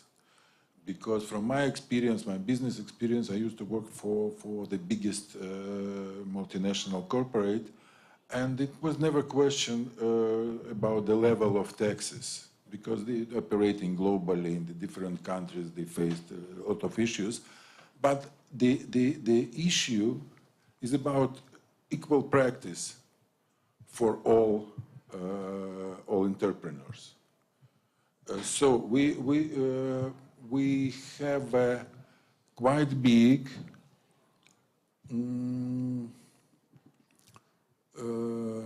let's say, not so good managed tax office, which is operating basically against business. And we officially, the Business Association officially are saying that the tax inspection, let's call it in this way, is the biggest enemy of the business. And we have to repair this, as Ukraine have to repair this. If we are talking about the level of the taxes, this is not so big issue. And it improved all the time. The problem of Ukraine, as I already mentioned, I really believe that this is execution and competence of the government. Thank you so much. Ladies and gentlemen, do you have any questions? Okay, Julia, let me handle your mic. Maybe this one.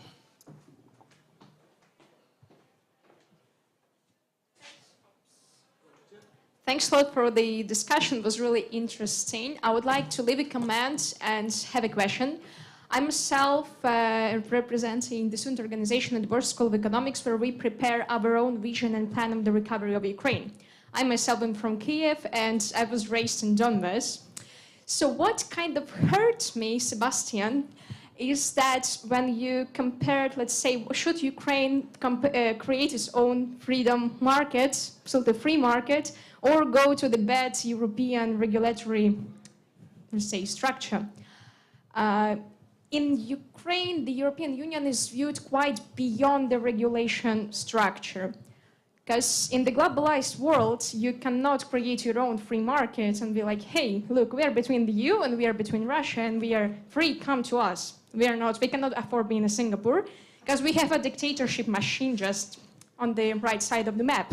So if we don't follow the European regulator framework, we have to end up in the hands of the dictator where stealing, raping, killing is a norm.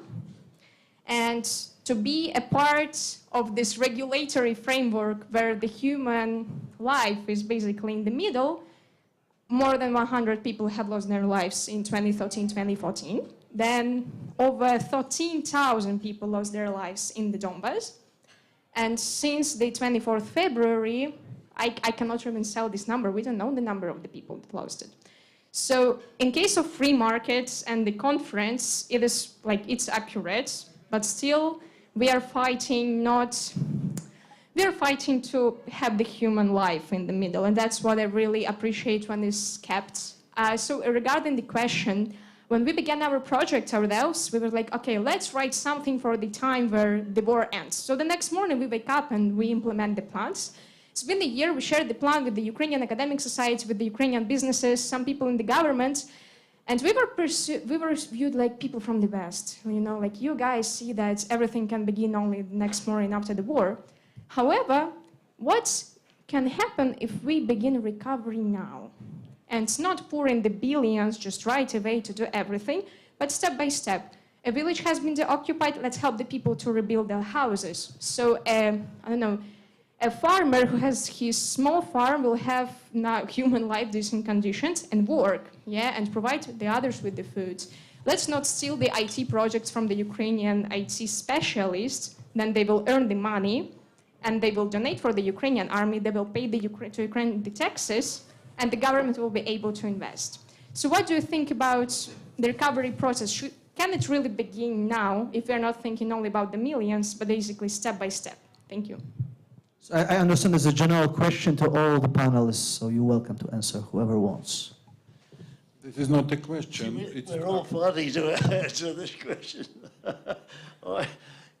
If Ukraine can exhibit the same spirit and courage and bravery and be bold with your reforms, be bold and be the best, this is your chance, and other countries will follow if you be brave with your reforms. I think that's all I can say to encourage you. You will only get one chance, and this is it. Navi? My answer is there is no another way. We start now. But first of all, thank you. Your English is fantastic and very difficult to find what is the question. But for your information, please believe me that all these European regulations are quite simple, in fact. And this is a practice of Ukrainian business on one hand. On the other hand, this is open market doesn't mean that you can make a cake in garage and export it to Paris. It's almost impossible. The open market is about the rules, it's about the regulation, it's about the following all regulations starting from safety rules. And so we have a great future if we had already chance twice. And I really strongly believe that Ukraine had a chance to join EU in 2004-05, and we lost, unfortunately. We have to learn fast. Thank you. Just 3 comments. First of all, I love the idea of a report. I'll drop you my card. Please send the report to me once it's finished. I'd love to read it. Secondly, I think you raised right point that Ukraine needs markets. I'm not entirely sure about the adjective free, but in my conversation with entrepreneurs, and my job is to support exports. So I'm talking about EU single markets, exports to Africa, Latin America, Asia. The stability and clarity of rules is the most necessary part.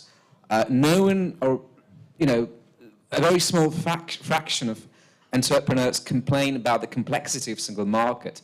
Rather, they complain about the lack of clarity and the regulatory maze in murky waters to one of those, in those countries with rather lack of heavy-handed regulations like that. So the stability is the second part. And third part, what you've mentioned is already happening.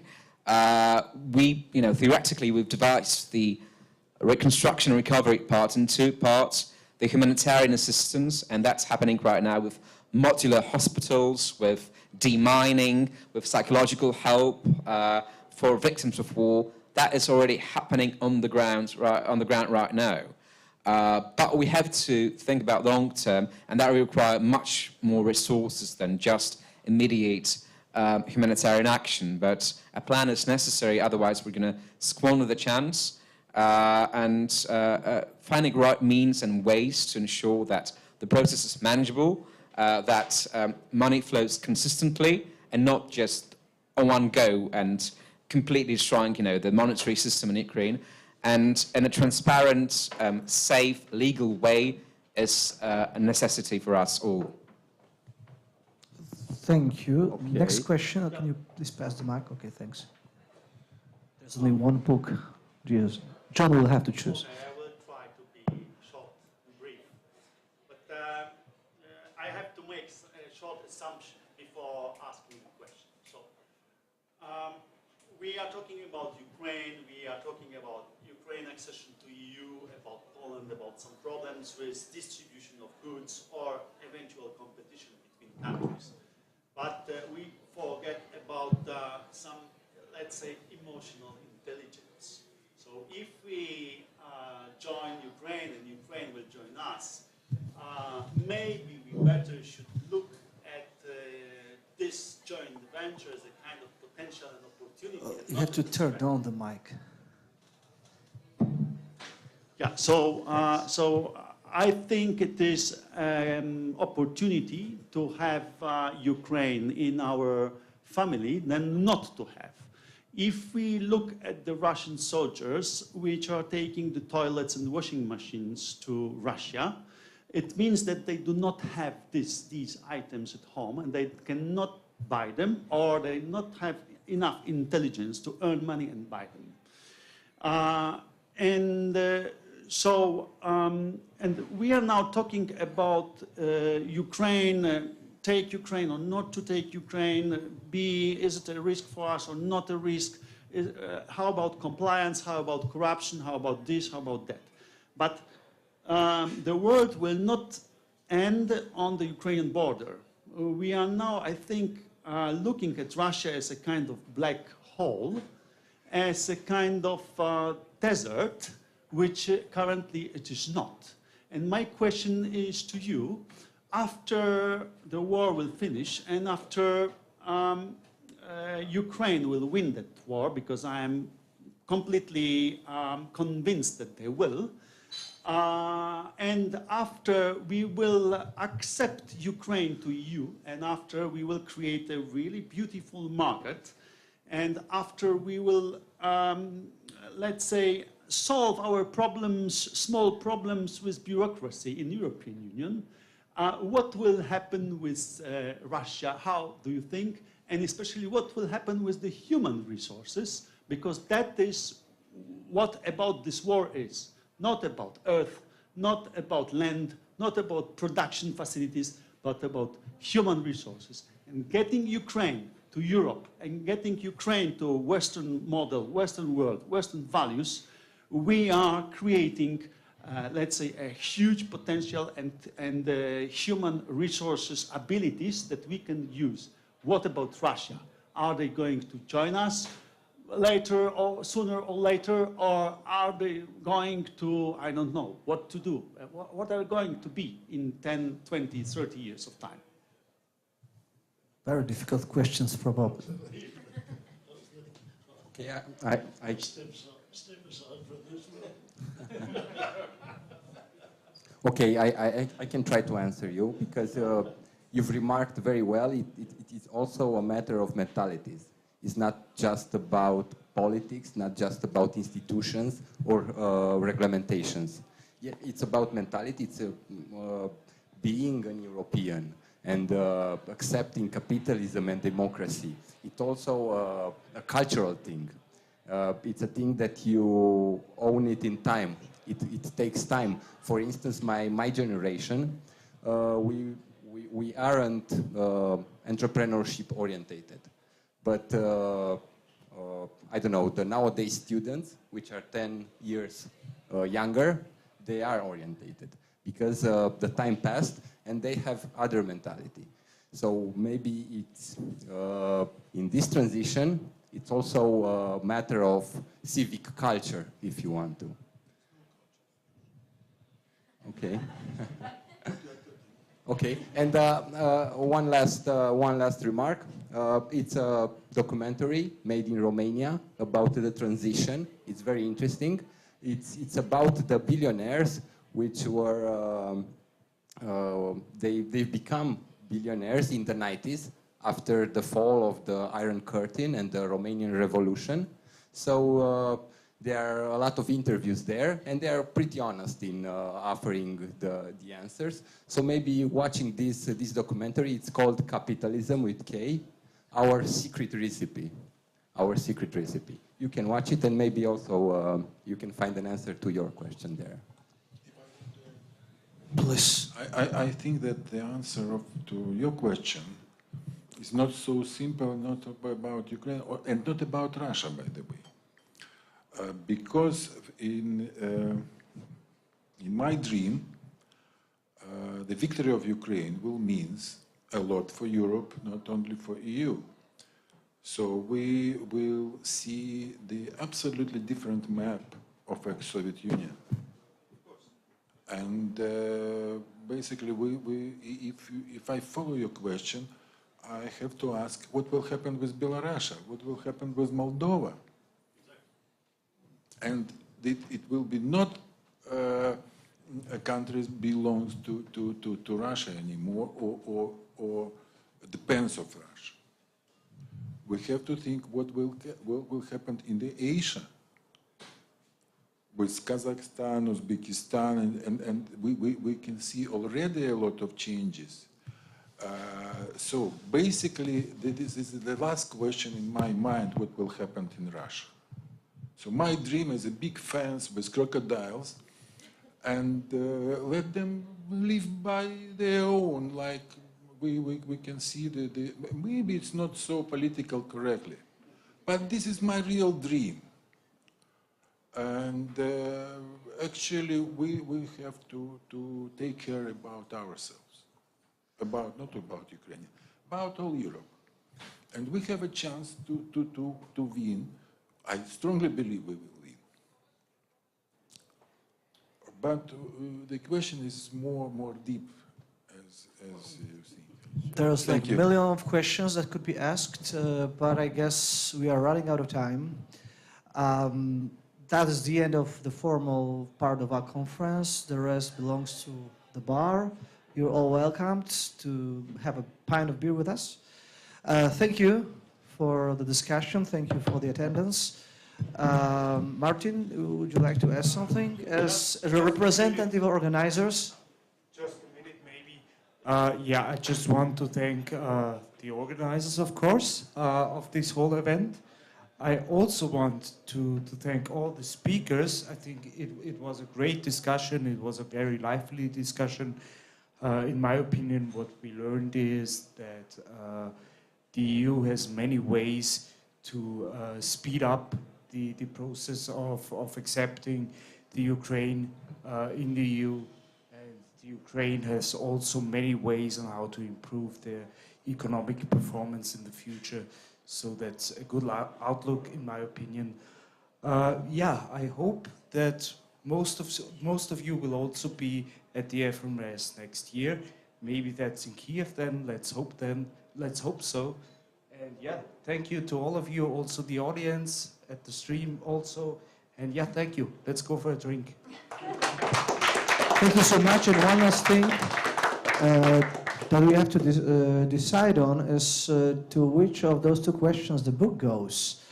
Maybe it's not to me. The decision is not mine, it's John's. We had two questions and the one book. You brought only one book with you, sorry. You made it hard for you. Well, not me. I have two. So where's the other one? Okay. Thank you so much. And